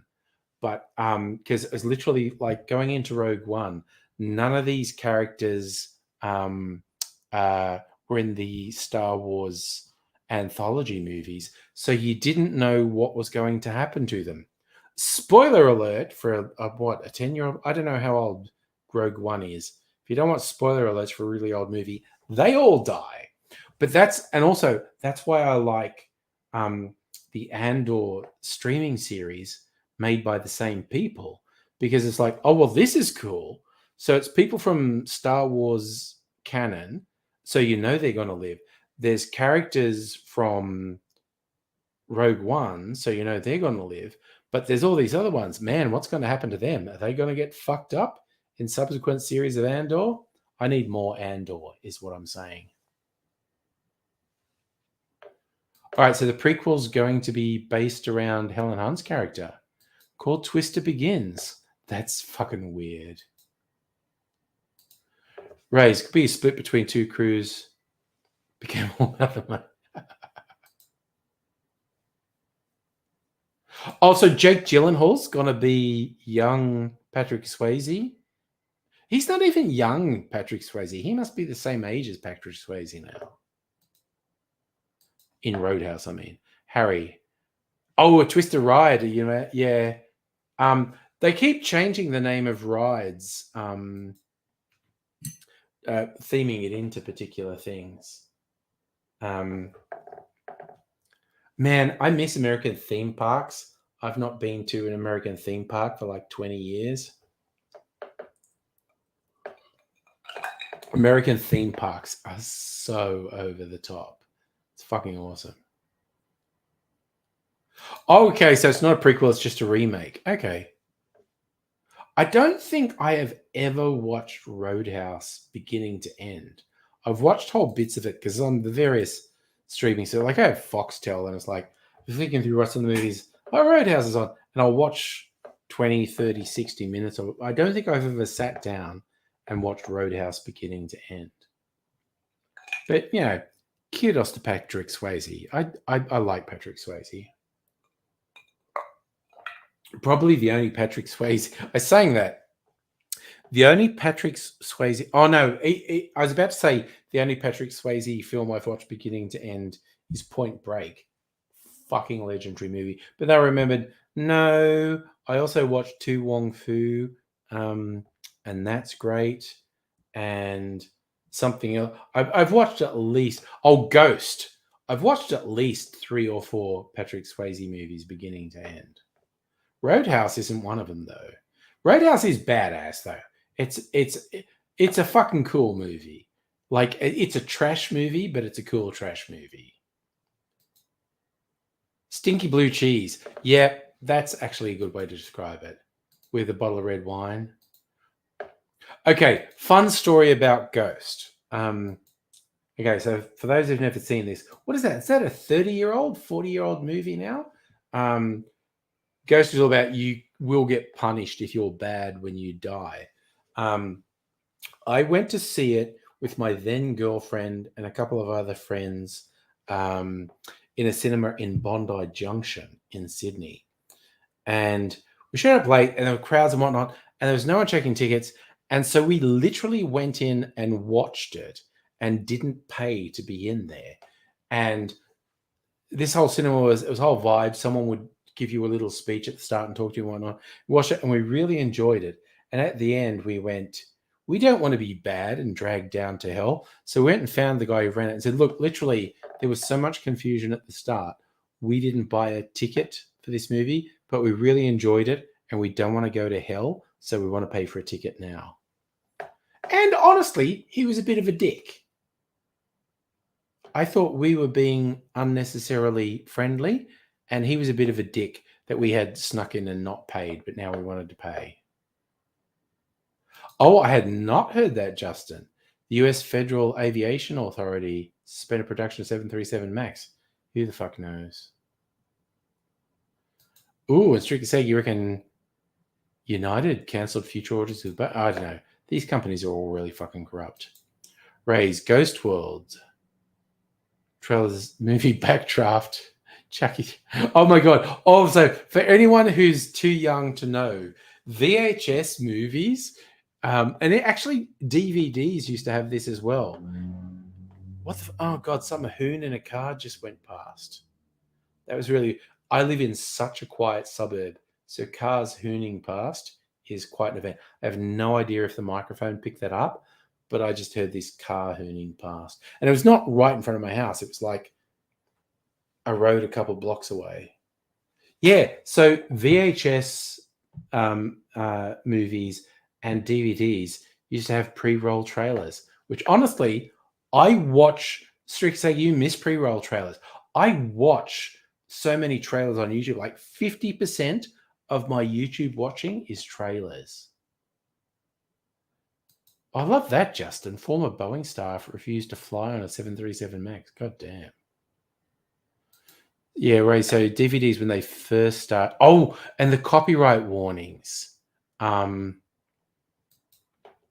which was spectacularly spoofed on one season of the IT Crowd, where the copyright warning finished with a cop shooting someone in the head because they were downloading a movie, and then it cut to the two characters watching the movie. Like, man, these copyright warnings are getting really intense.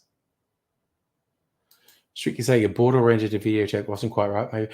Okay, here's what fucking shit me. You would buy a legal video and they would subject you to this fucked up anti-piracy shit. And it's like, motherfucker, why are you putting this on something I paid for? Fuck you.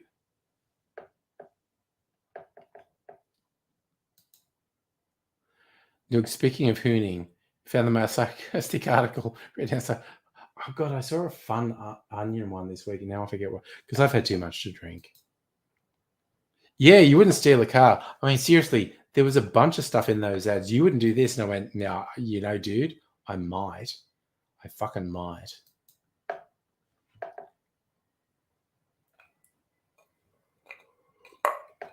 I feel if I look at my Twitter feed, I might remember the onion article I was talking about. Am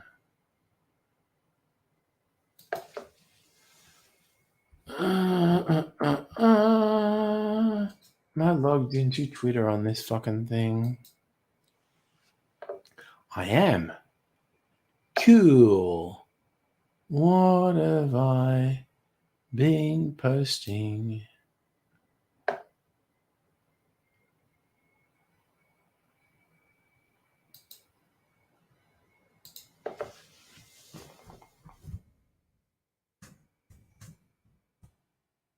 All right,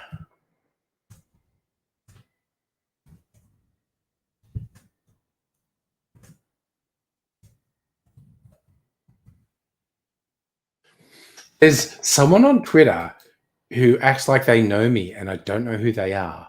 And I just actually had to ask them, is this who you are? All right. But anyway, looking at my profile on Twitter. Fuck off, Twitter.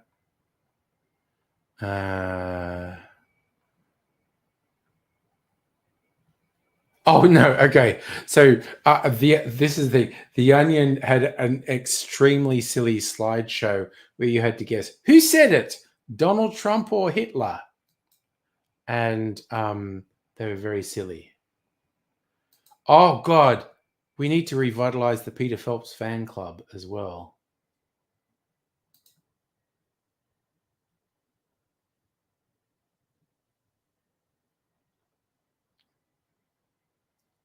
So what are you saying about handbags? There's the pile of handbags in the corner of the room. I mean, honestly, I might fucking. Oh yeah, no, yes. The anti-piracy ad used music without permission. Yeah, it's so fucking weird. I don't even have the Discord open. I should have the Discord open. What are we doing on the Discord? All right, Discord, fucking respond really slowly. I don't care.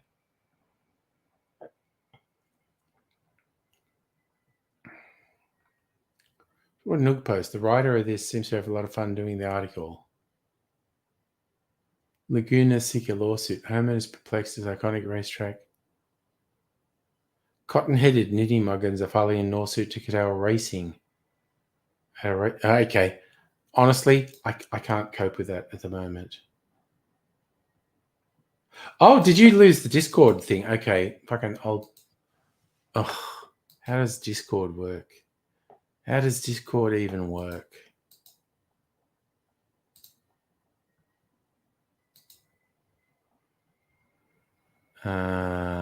Invite.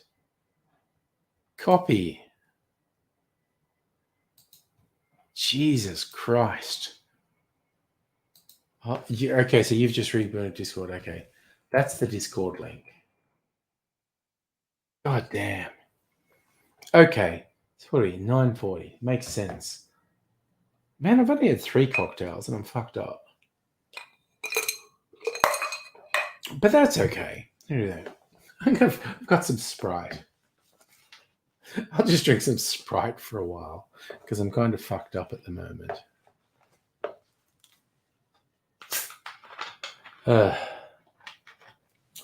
Pour out some ice. Need to drink something non-alcoholic for a while, or I'll fucking go into a coma. And we don't want that. Or at least I don't want that. Other people may be ambivalent about it. Also, it's going to go. Not so much Sprite. I don't often buy Coca-Cola products. I got one the other day, and they seem to be using much thinner plastic, which is good. Gonna need the Discord. Yes, no, I think I haven't put anything in it, but there is a channel for the distillery doco on there. I need to start putting ideas in there. And also Dr. Abigail is kind of volunteering to be project manager. I'm probably going to set up a Trello board as well and set up individual tasks. But I want the Discord to be just ideas and brainstorming and go, hey, why not do this? Why not do that?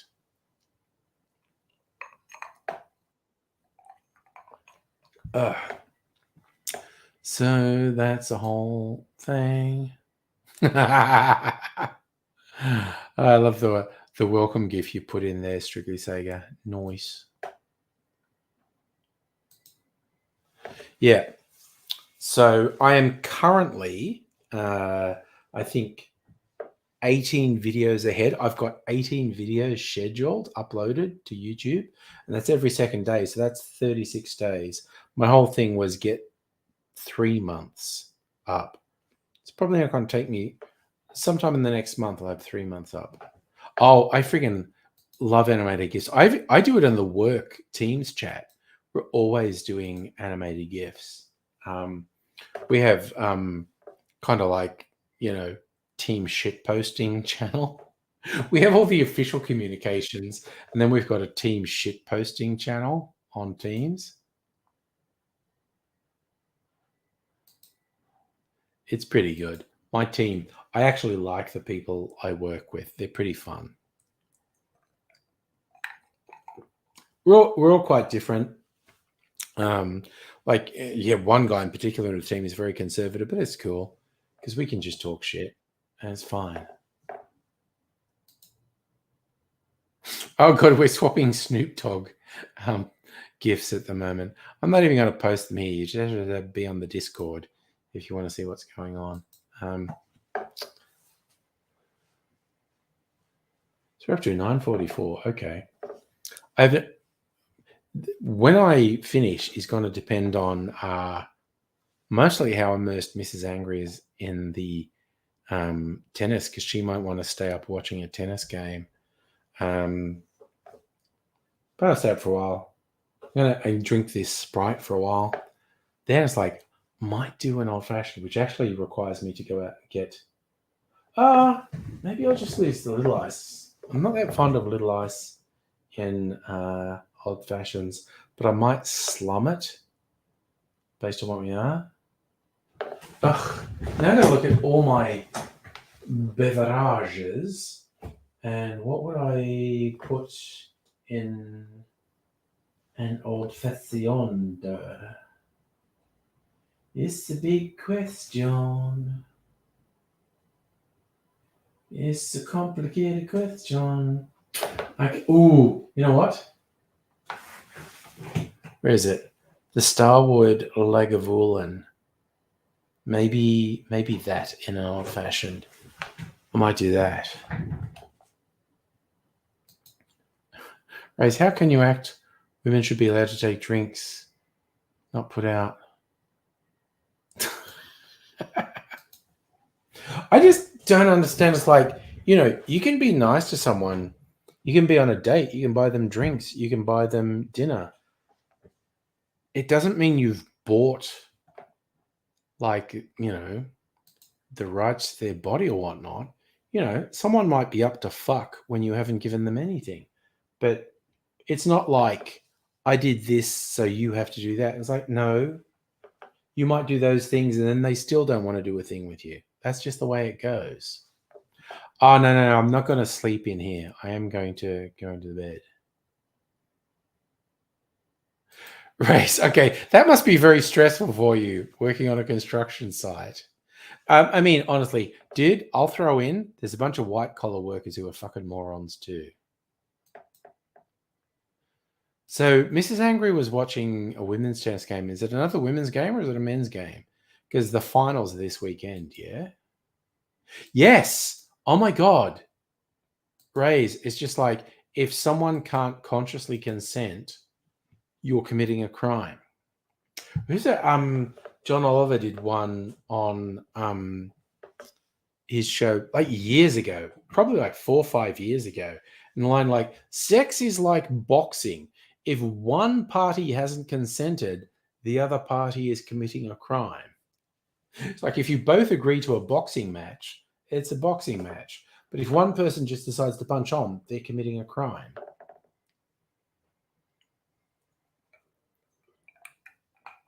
Ugh.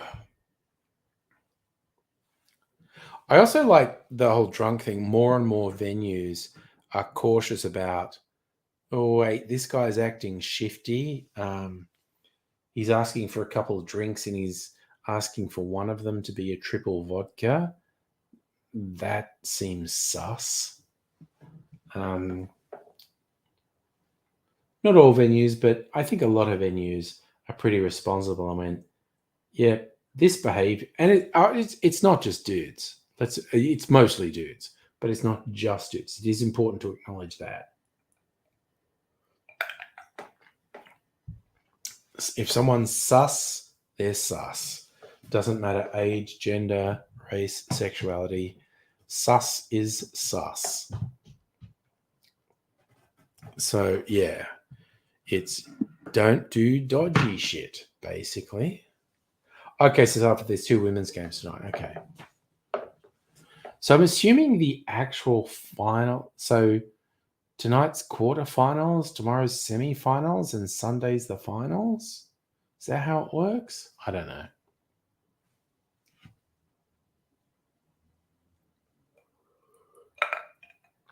Dude, I'm just gonna fucking sleep in tomorrow.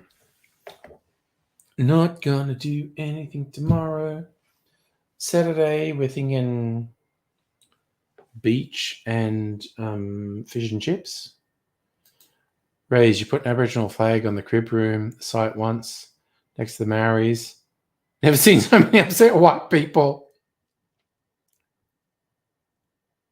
Well, also the Maoris just watching the work. Yeah, it's just like, dude, fucking fucked. It's one of my favorite sort of social media jokes ever. And this is going back years. I don't even know when it's from. At least 5 or 6 years ago, possibly longer. Someone posted on Twitter, and to paraphrase it, it's like, "Oh, so many people are so fragile and easily upset. That's why I only joke about heterosexual white men, the only rational people on the internet who won't get upset no matter what you say about them." And he was basically it was a neat bit of tongue-in-cheek shit talking. The guys who say everyone else gets upset, they really get upset. And yeah, all the straight white guys got really upset at this, saying it was mocking them. I was like, good on you, fellas. Missing the point. Way to go. Is dissecting sus people a sixth sense? It's, yeah, honestly, I think it's fair. It's just kind of like, something's not right about this guy. And I have to admit, at various points in the past, I've been bad about it. Okay, so I'm going to get like philosophical now. Charismatic, conventionally attractive people can get away with all sorts of shit. And not that it will mean anything to anyone here, and I'm not going to name, but it was a thing I had. And it was in the Melbourne sort of, I knew him through YouTube, but he was involved in other social media things and various social gatherings. I quite liked the guy. He was like, he's like 6 foot blonde, attractive, very personable. I thought he was a nice guy. He turned out to be a serial groomer and abuser, really gross and awful. And I know I didn't see any early warning signs, but then when the truth came out, I was like, ew, gross. And he did try to suck up to me after he got publicly outed as a serial groomer and abuser. And I was like, no, dude, fuck off. I'm having nothing to do with you anymore. But it's absolutely true. Conventionally attractive white people can get away with fucking murder, sometimes literally. They get given lots of free passes that other people don't get.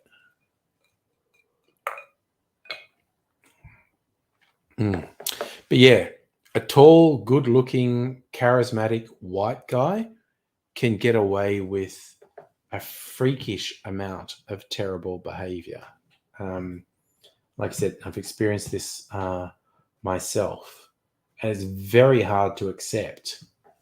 Oh man, this person that I really liked, they fucking suck. They're awful. And again, this guy probably didn't do anything that could get criminal charges against him, but he was a fucking awful person. It was just terrible. I was like, man, I was blinded to this for several years, and I do remember someone sort of dissing him, and I just thought, you're just a jealous wanker. But it turned out he was awful. And yes, this has happened to US serial killers who are in prison. Yes, and yeah, but you look at one of the most famous ones, Ted Bundy, conventionally attractive and charismatic. John Wayne Gacy, not so much. Ugly, freaky guy. And yes, Justin, excellent point. Abusive, manipulative women can get away with a lot because conventionally in mainstream society, women aren't regarded as dangerous or abusive, but it's an absolute truth. And their abusive women exploit that there's not an expectation that women are abusive. It's absolutely true. Oh God, Harry, what did you manage to do there? You did some Skull and Crossbones. I thought that was some weird script. Yeah. Yeah, no, people generally are awful. Any person can be awful. Some people will get away with being awful for a longer period than other people will, but just very broadly, people are awful. They're the worst. Just man, why do people suck so much? But they fucking do. I was trying to think. I'm sure I saw a VHS video doco, like The Killing of America or something. There were these weird exploitation VHS tapes. I think it was The Killing of America. It was a bunch of serial killers and spree killers being interviewed in it. It was very weird. Hey, musical aviator, how you doing? Oh yeah, no, John Wayne Gacy. Very fucking weird.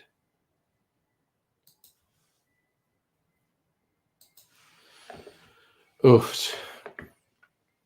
But it's kind of funny. Among his many crimes, Ted Bundy basically kicked off the modern true crime genre. Um, wasn't the first. You could maybe go back to some much older ones, but there was a writer. Her name's Anne Rule. She ended up doing a bunch of true crime novels, but the first one was because she worked on like a suicide hotline with Ted Bundy. Um, and no one knew he was a serial killer. So when he was out, it was like, this is weird because he was actually quite good as a phone counselor. And she was saying he definitely saved some lives. So what the fuck was that about? The book's called The Killer Beside Me, I think. But Anne Rule ended up writing a bunch of true crime things. But yeah, among his many crimes, I feel like Ted Bundy is basically responsible for the modern true crime genre. You go, oh, oh, neat. You're playing at a citizenship ceremony. Nice. Cool, cool, cool. Grab some water for crowd control. That's always a good idea. Water's always good.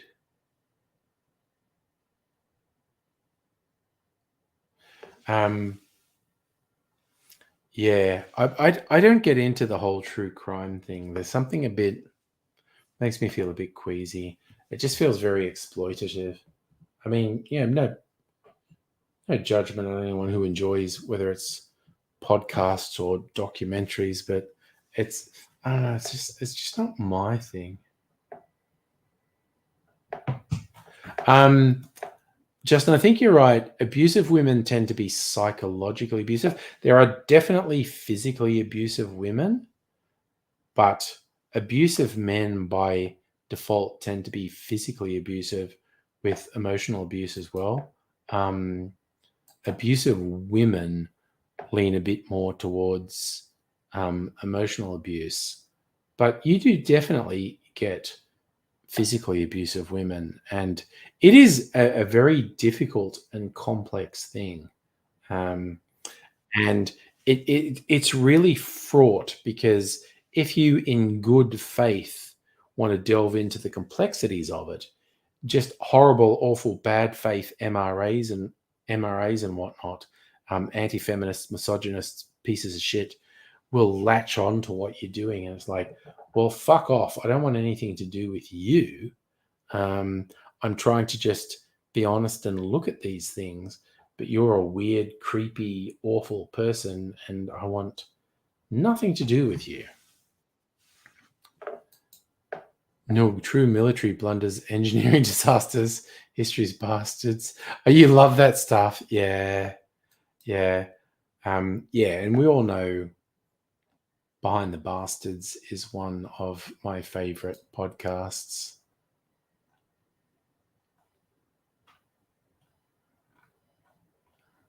Sorry. Oh, I love this picture. I got to share this one that musical aviator shared on the Discord. I love that. That's a great picture. Looking fantastic. You ran with a different team last week, Headhunters. Join the dark side for a day. Nice.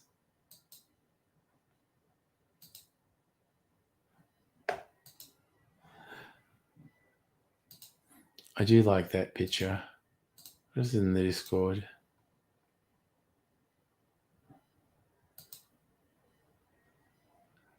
Sorry, this won't enlarge and share, but Strictly Sacred did post a fun GIF on the Discord of someone playing bagpipes that shoot flames.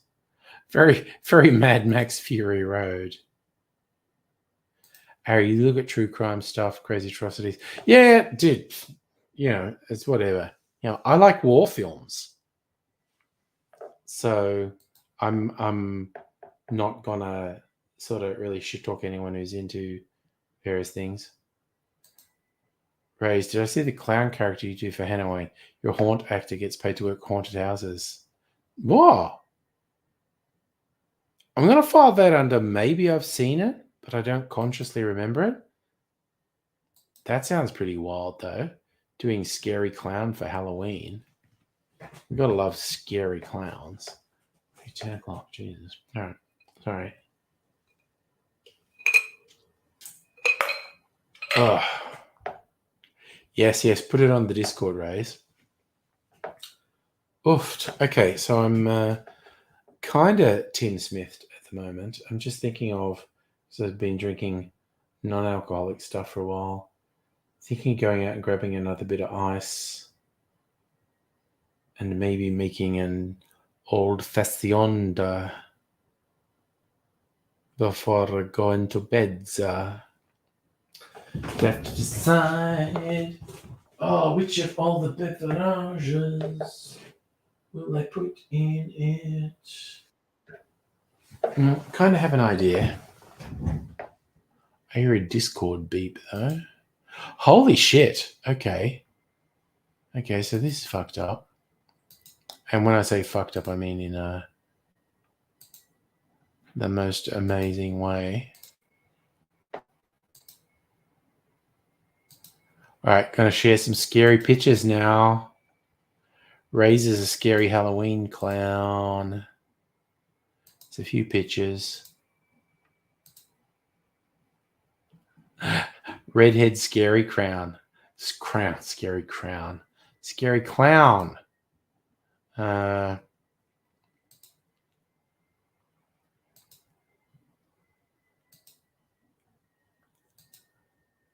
Is this scary clown vaping? I like that. I like all the red on your clown outfit, actually. I think that looks cool. And there's one more pic. It's like you're hanging out in a mall. That is a great getup. Genuinely unsettling. Scary crown. Scary clown. Jesus fuck. Okay.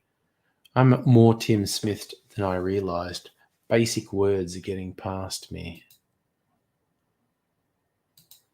Those are some great pics though. That was all an event. Nice. Yeah, it kind of looked like he was just hanging out in a mall in one of them.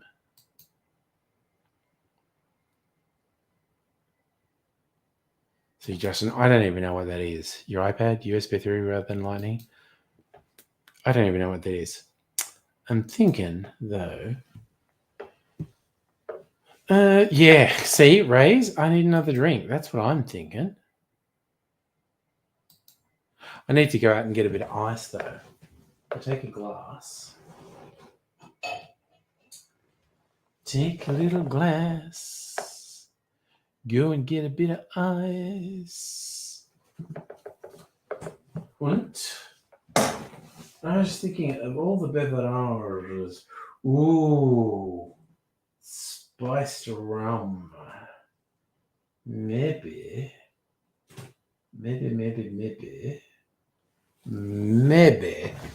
I need to make a spiced rum old-fashioned.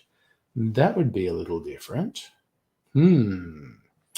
Thanks. Okay, well, step one. I want ice. I'm going to go ahead and get ice. I should put elevator music on? I won't be very long. I feel like putting elevator music on. Lo-fi beat like that. Okay, this won't take long. Oh damn. Okay.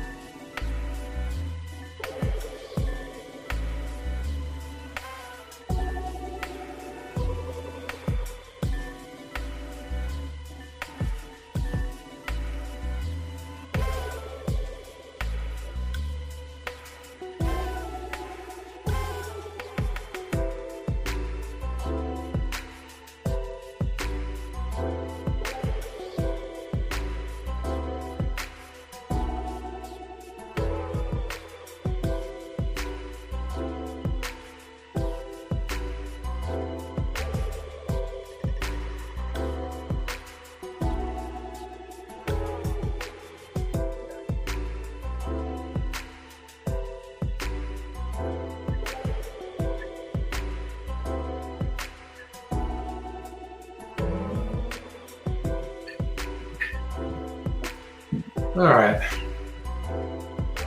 Come back.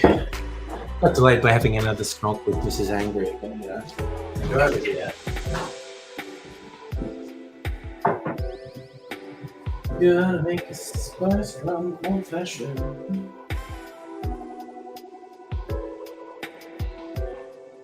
Oof. That's probably overly sweet, but fuck it, we're committed now. Okay. Spice it with her own. I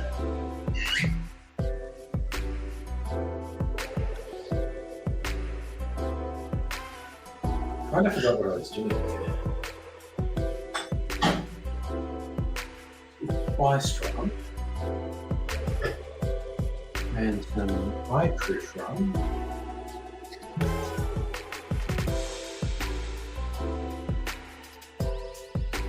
High-proof rum. I maybe need to get more of that. There's not much left. Where's my tiki bitters? Pretty tiki bitters, I guess.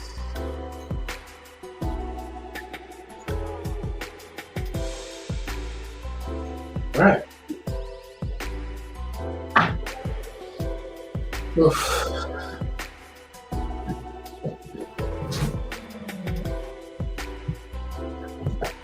Alright. Oh, turning the music off. What have you all been doing while I've been away? Liquid marijuana. Oh, you mean as in the cocktail, which is not actual marijuana? I would like actual liquid marijuana.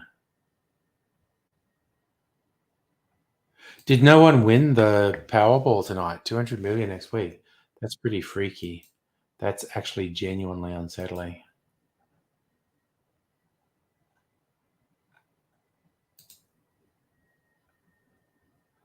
Oh, okay. Why's the Discord doing a weird thing there? Open in browser. Who the fuck is this? Sorry.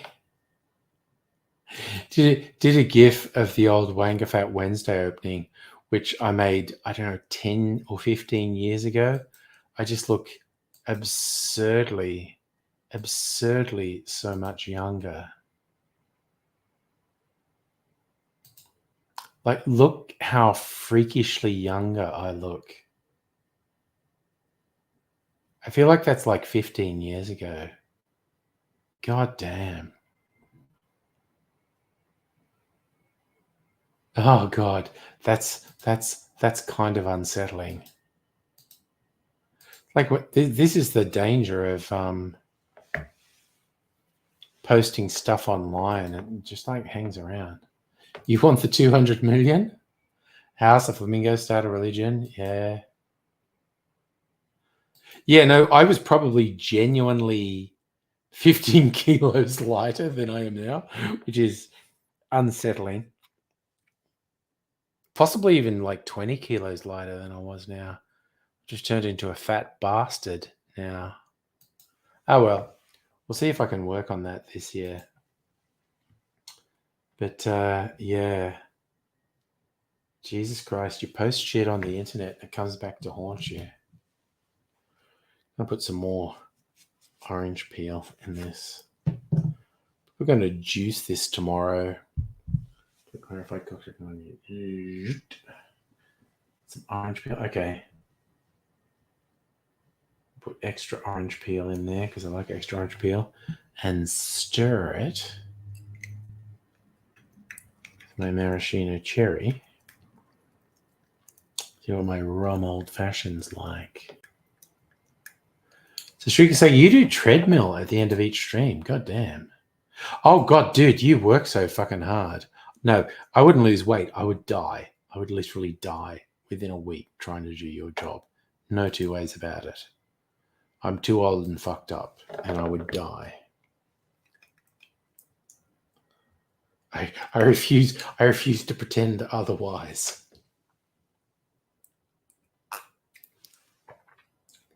Yum. Oh, fucking yum. Spiced rum old fashioned. Yum. Oh yeah.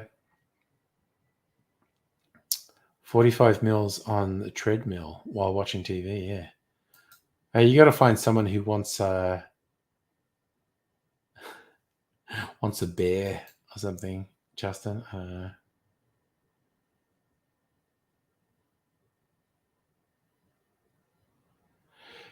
I agree, Raze. I don't want to die just now. I do have shit to get done. Yeah, see, it's a bear. You got to find someone who wants a bear. I'm sure I could find someone. Actually, I'm just like super lucky that I'm in a awesome, stable relationship. If I was single, I'm sure I could find someone who wants a daddy bear or whatever. There's someone for everyone out there. What the incels don't realize, things might not have gone exactly the way you work, but if you're just not an asshole, you'll find someone.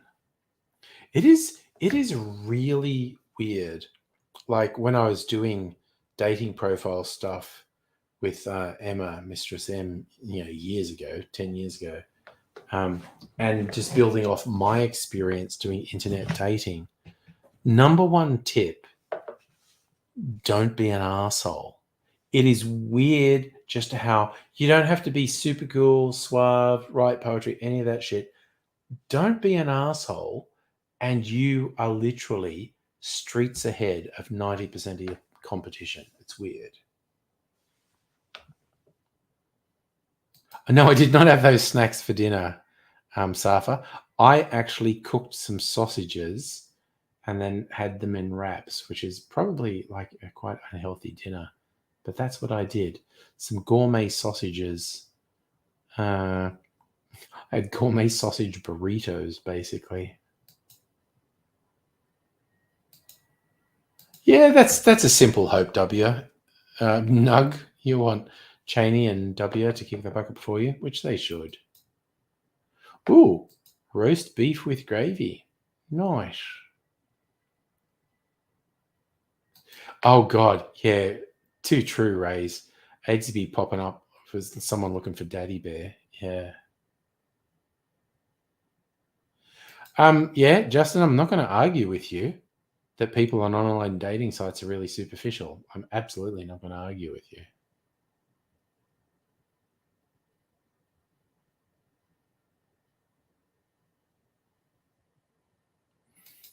So Stricker saying, I feel like I've missed something. You're saying, make an intro when I start a chat more than just one line. How you doing? I had an interesting day. Yeah. Oh, are you talking about just interpersonal relationships and online dating? If so, I completely agree with you. Actually make yourself a bit more interesting with conversation starters. Yep. Okay. It took me a little bit long to catch on, but that actually was killer advice. That was killer advice. Just be a little bit. You don't have to be over the top erudite and whatnot. Just be a little bit interesting with your conversation starters. Step one: don't be an asshole. And I'm talking to guys here because 90% guys are assholes, and yeah, and 90% of guys just go, hi, yes. Have an actual conversation starter. Don't be a fucking bag of shit. And you are so far ahead of your competition. It's incredible. Also, Safa, the sausages were yum, and I've saved a couple. I'm literally probably going to have some for breakfast tomorrow whenever I wake up. See, Ray's now he's just making me think the various e-girls who have done that or sold their bath water or whatever. I'm completely on their side. Just like, yeah, you know what? If you've got all these people thirsting after you, fucking go for it.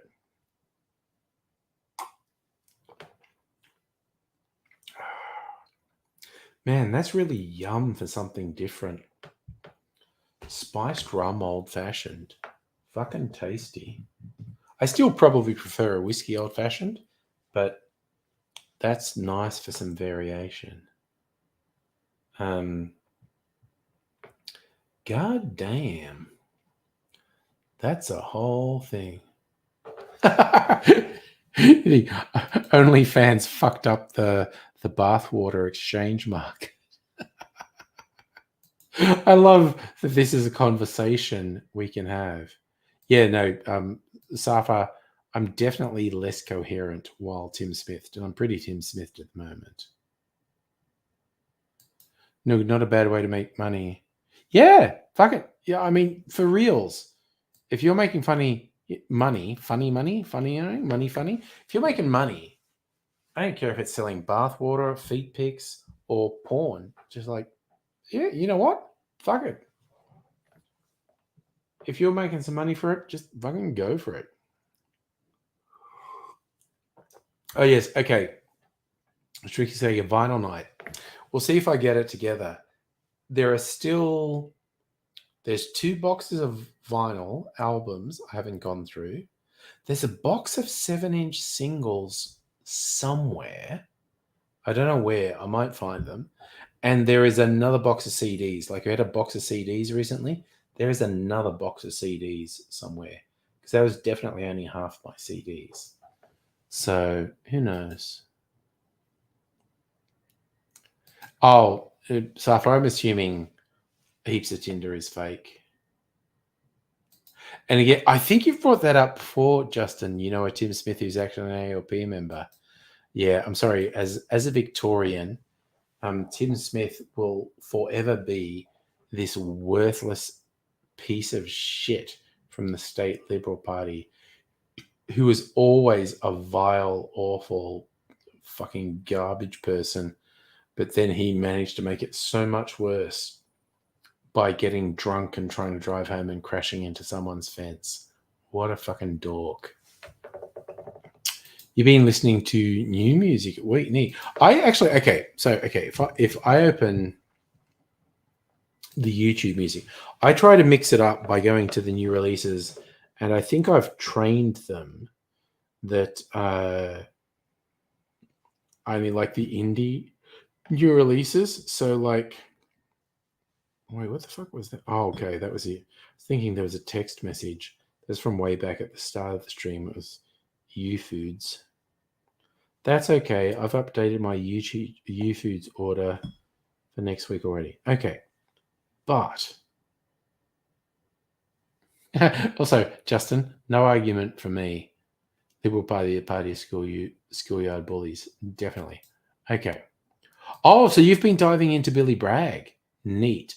Because that's like a 40-year oeuvre. And he goes through a lot of vibes over that 40 years. I fucking love Billy Bragg.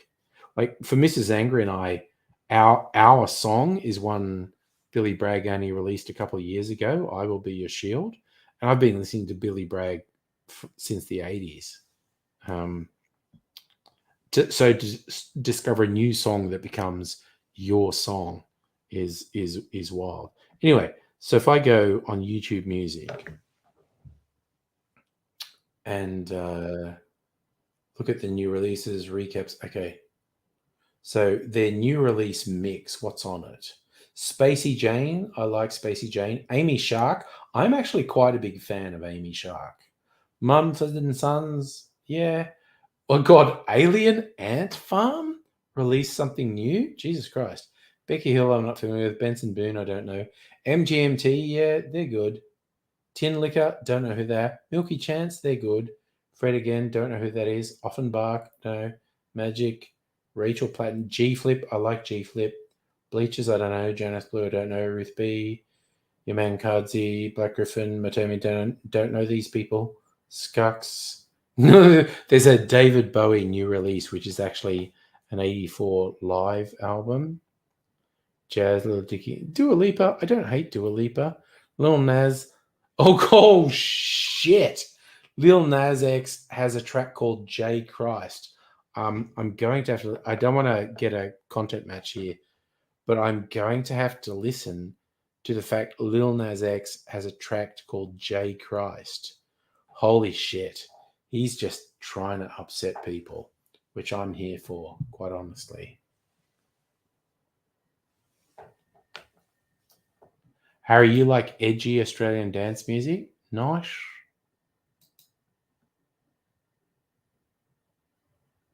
Who's AAF? I see a couple of references to AAF. I'm confused. Harry, you're saying AF's fine. Famous for Michael Jackson. Oh, Alien Ant Farm. Jesus Christ. Okay. One Hit Wonder. I genuinely like their cover of Annie, You're Okay, Annie. I like it more than the Michael Jackson version. But that was like 20 years ago, wasn't it? Jesus Christ. And they're releasing something new, apparently. I don't know. I might listen to their new one. It's very fucking weird. But it's kind of fun. Like the YouTube music thing groups the music according to all the different genres you listen to. Then it's just like, well, okay, here's your super mix. This is just all the weird fucked up shit you listen to.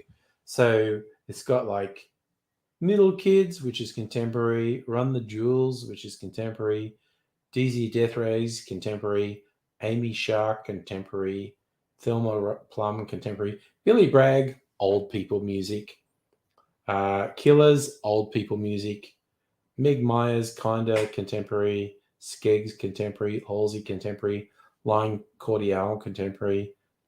Okay, this is actually making me seem kind of hip because most of this is contemporary.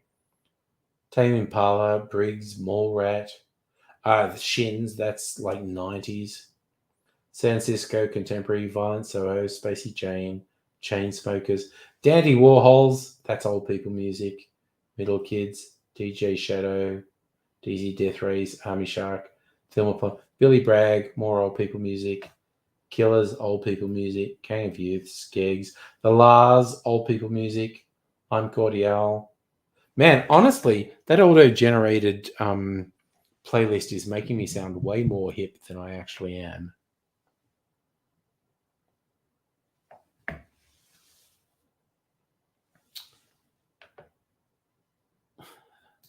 Harry, what have you been listening to? Sewer Slut, an indie artist. Sounds like fun. Yeah, no, DJ Shadow's not young. He's younger than me.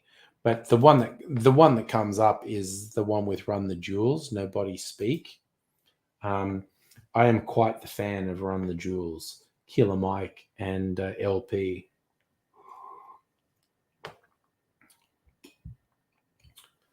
Oh, that's so fucking yum. Oh, Strictly Say Severed Heads in the old. I fucking love Severed Heads. They were because they were so ahead of their time in the 80s and 90s. It still seems cutting edge now.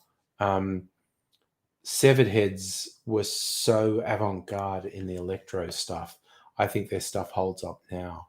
I fucking and I saw them live at New Year's Eve at the Horden Pavilion at some big rave. Okay, this is a weird thing. Okay, so this is back when I was in my early 20s, and I was definitely off my chops at this New Year's Eve thing at Horden Pavilion. So I was people were all dancing. I was kind of transfixed because Severed Heads weren't just digital music, they were digital video as well. So they had this whole trippy shit happening on screens, and I was really into it. And this couple, it was like an old dude and a young woman were being very friendly to me.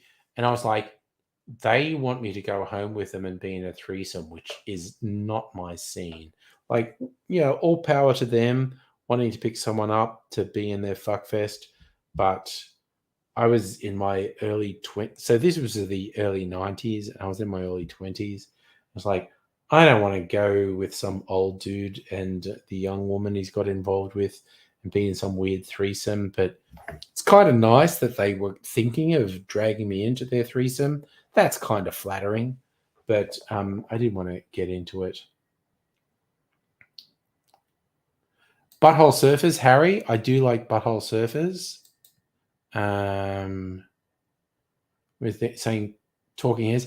Oh yeah, Harry, dude, I can tell you a few stories about people hitting on me at various parties and raves and whatnot. And I was not into it, but I was like, oh, that's cute. They're kind of hitting on me. That's kind of that's making me feel okay. There was a New Year's Eve, like I don't know, 10 or 12 years ago, where Amanda Palmer and Neil Gaiman were the guests of honor, and my friend Guy convinced me to go, and it was a good night. I got to meet Neil Gaiman, and Amanda Palmer. I'm just a huge comic book nerd fan of Neil Gaiman. No, see, here's the thing, Strictly Sega. I'm a one-on-one person. I no problem with people who are poly, who are into threes or whatever. Honestly, the whole idea of threesomes or more or group sex just brings on performance anxiety to me.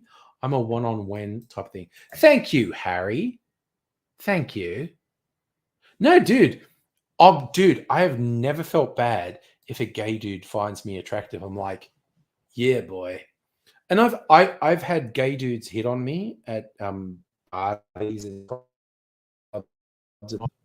Well, it's really flattering that they think I'm attractive. I'm not into it at all, but I'm like, okay, it's kind of like I don't want to say anything negative or anything to come across as a homophobic to them, but it's just like, you know what? Every time a gay dude's hit on me, I've gone, yeah, all right, he's into me. That's cool. I'm not into the whole thing, but it's not bad that someone's finding me attractive. And it's just a thing. It's cool. Strictly saying, okay, I am not gonna object to the idea of a woman on each side of you. Absolutely.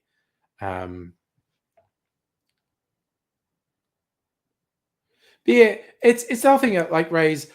The only thing that's made me uncomfortable of dudes or people with threesomes trying to get me in, it's like, okay, I just don't want to upset you. I'm not interested at all. I like that you find me attractive. That's nice for my ego. But I'm not into it. And why I was bringing it up, the night of the Amanda Palmer, Neil Gaiman New Year's Eve, this is about 10 years ago. I don't know how many years ago. But yes, there was this quite young couple. So when I was saying this severed heads thing, this was back in the 90s. But this one was only about 10 years ago. So I was the old one. There was this quite young couple, a guy and a girl. And this guy was super hitting on me. And like at various times I was going, aren't you here with someone? And he was like, oh, don't worry about her. And it's like, oh, so this young guy with his young girlfriend is trying to get me into a threesome. And I was like, okay, super flattering, definitely flattering. Not actually interested in. I don't know. It's just guys don't do it for me. But it's just like, oh, okay, very interesting. What are you gonna do? It's the whole thing. Oh yeah, no, strictly Sega. The whole yeah. If you're a dude, two women, massive ego thing. Absolutely. Yeah, Rays, I'm a one-on-one person. Um, there's an abstract fantasy thing with two women and whatnot. Yeah, literally different strokes for different folks. It's the whole thing. And strictly saying, yeah, more power to you, brother. But Justin, the two women thing. I think not for all heterosexual men, but for a huge chunk, a very significant majority of heterosexual men, the two women threesome is a major fantasy, and I certainly won't deny it. But I will also throw in performance anxiety. Jesus. Okay, I'm pretty confident in my abilities to satisfy one woman, but holy shit, I've got to actually satisfy two women. Shit, that's a bit of fucking pressure. That is some fucking pressure right there. But again, just emotionally, I connect with one person. And I have just a whole swath of friends who are poly. I have a whole swath of friends who are queer and whatnot. And it's like, you know what? I'm like cishet white guy. I just quite like having a relationship and having sex with one person. I don't know. It's a whole thing. Sorry, just strictly saying it. That's hilarious. You wanted to get a Japanese chick. You had a couple of threesomes. Jesus Christ, dude. Raise, you reckon? Actually, dude, that's legit. A lot of dudes say shit to fit in more than they literally want. That legit, dude. Yeah, you're on the money right there. And that's the thing with heterosexual dudes saying stuff to fit in with other heterosexual dudes. That's definitely a thing. Justin, am I a minority among my friends? In which way? What do you mean by that?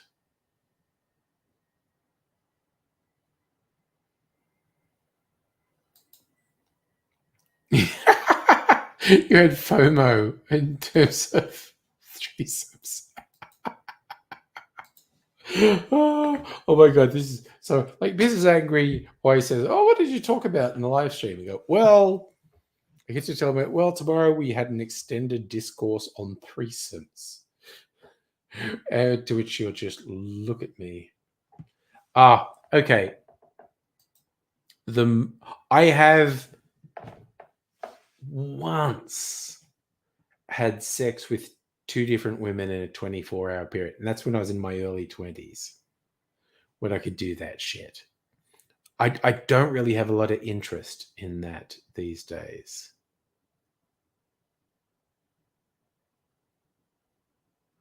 But yeah, I did once literally have sex with two different women in a 24-hour period.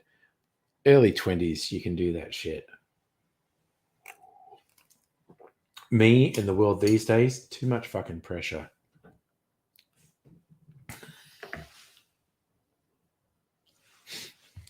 Just imagine Mrs. Angry. Yeah, okay, put a lid on it, dude. What the fuck are you talking about?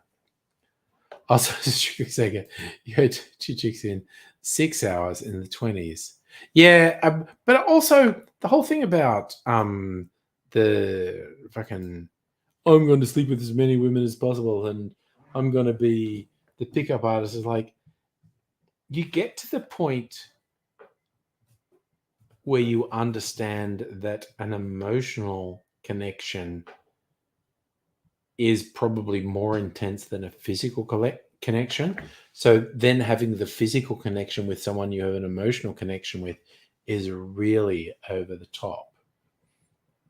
I do think that the obsession with the physical connection is quite immature.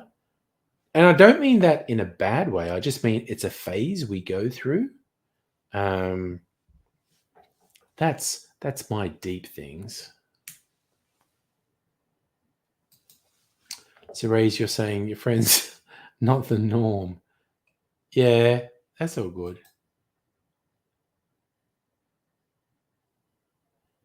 Yeah, and that's the thing. I think everyone reaches the maturity stage, Streaker Sega.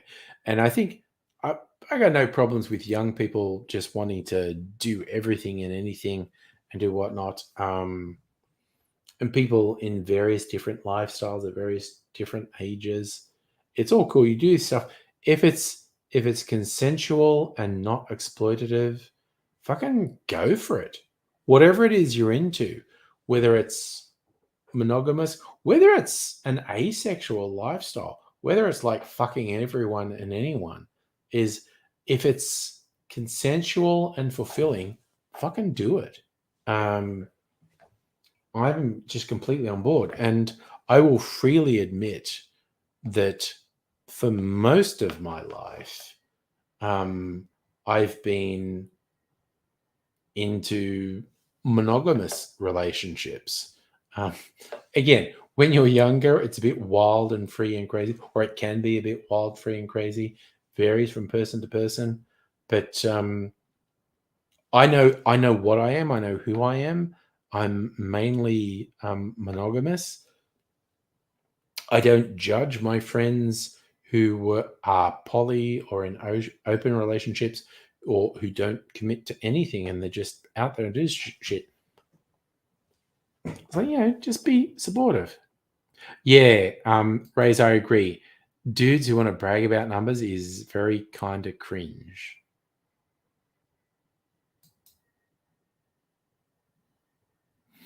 Street, you say your best mate in Melbourne was a DJ. Oh yeah, okay. DJs are a whole thing. Yeah. Yes, and again, big numbers in your youth or even in your maturity doesn't mean you can't end up being committed to someone. Um, you need to understand people are people, people are different, all these things go. You know what? I forgot. I did.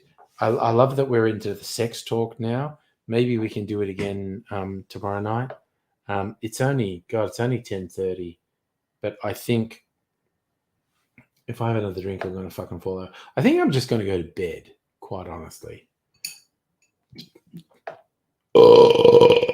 Just throwing that out there. All right, so I'm going to have the ceremonial cherry, which has been absorbing a bit of flavor over the period of the evening. Oh my god, that's so fucking yummy. Again, excuse me, I'm a fucking animal. I haven't drunk that much. I don't think I'm going to have a hangover. I'm maybe going to sleep in tomorrow. I know I had an afternoon nap today. At like 3 o'clock, I was like, I need to lie down for a bit. You have a friend who's sexually attracted to men. That's real. That's real. Someone who wants to have sex with one gender but has romantic attachment to a different gender. That's fucking real. Oh no, I would never shy away from sex talk. We should be absolutely open about it. And yeah, we can continue sex talk on Discord. I should get Mistress M in. Honestly, I might message Emma and say, "Can you join a live stream at some time?" Because she's just fucking awesome. She's amazing. I'm still in her. I might actually drop her a line and say, "Do you want to do a live stream sometime?" That would be fun. Harry, dude, fucking brag, man. If your sex life is over the top, fucking brag. You're a wild gay furry. Man, tell me all about it. It's not my scene, but I want you to live your life, brother. Get Mistress M and other Catholic priest to do an interview. Holy shit. Yeah, okay. I'm gonna message Emma and see if I can get her on a stream. Because she's amazing. Yeah, Stricker say again, wild gay furries. Fuck yeah. We love everyone who's positive about their experiences. Yeah, the lack of getting pregnant can make the sex a bit wilder, definitely. But anyway, okay, fuck's sake. We can take up the sex talk again tomorrow night. I'm thinking I'm willing to, but I'm going to go sleepy, sleepy, sleepies. So you'll take. Oh, sorry, I gotta go. Sorry, Strikasega has a question for Harry. I want this to happen before we go to bed. Harry's in an ocean relationship, and see, Harry, you're making Justin horny. He wants to know where you are. Yeah, no, we need to do more sex talk thing. No, see, Strixie, don't wait. You ask Harry the question before I go to bed. You've got me intrigued, so I want this question to Harry before signing off the furry community. Oh, that is actually a really interesting question. Pre-pandemic, post-pandemic, did the furry community shrink, grow? Is it the same? Honestly, here's the whole thing because I'm not a furry, but I've always been friendly to furries. I was thinking, like, I just kind of like the whole furry thing, like wearing the suit and having the cuddle puddle and all this sort of thing. I'm I just am full of positivity for the furry community, and I have furry friends who are gay, hetero, and bi, and pansexual. It's fucking wild. Um, So, I don't know, Harry, are you in a position to answer that question before I sign off for the evening? Is the furry community smaller, larger, the same after the pandemic? Did the pandemic have any effect on how the community interacts? Oh, that okay. So that's a whole other question. The cost of a fursuit is not trivial. That's one thing I know um, uh, just from my friends who were in the scene. Um, cost of a fursuit, not trivial. So, Harry hasn't answered. We could save it for another time. Oh, we give it a minute. So I've managed because I've eaten my cherry.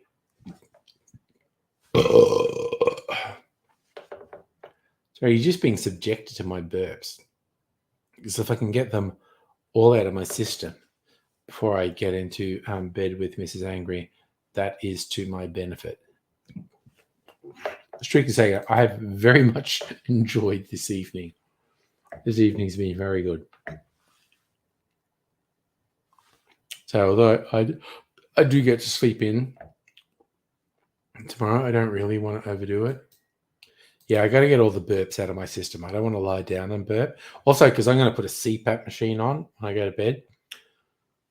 So I've got to have all the gassiness out of my system before I go in that. Get some sleep. All right, so we haven't heard from Harry, so I don't know where Harry's gone, but we can maybe have that question another evening. Sorry, okay. What's this one, Raise? Mrs. Angry's going to have the best pickup line. Let me show you what.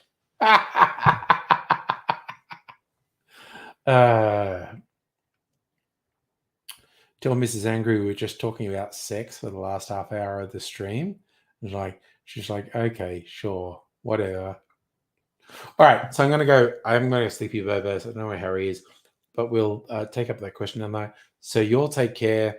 You'll stay weird, stay kinky, or stay vanilla if that's your thing. Don't place restrictions or parameters on anyone. But we'll see how tomorrow night goes. Fucking party night. I get to sleep in tomorrow. So you'll take care and I'll see you another time. But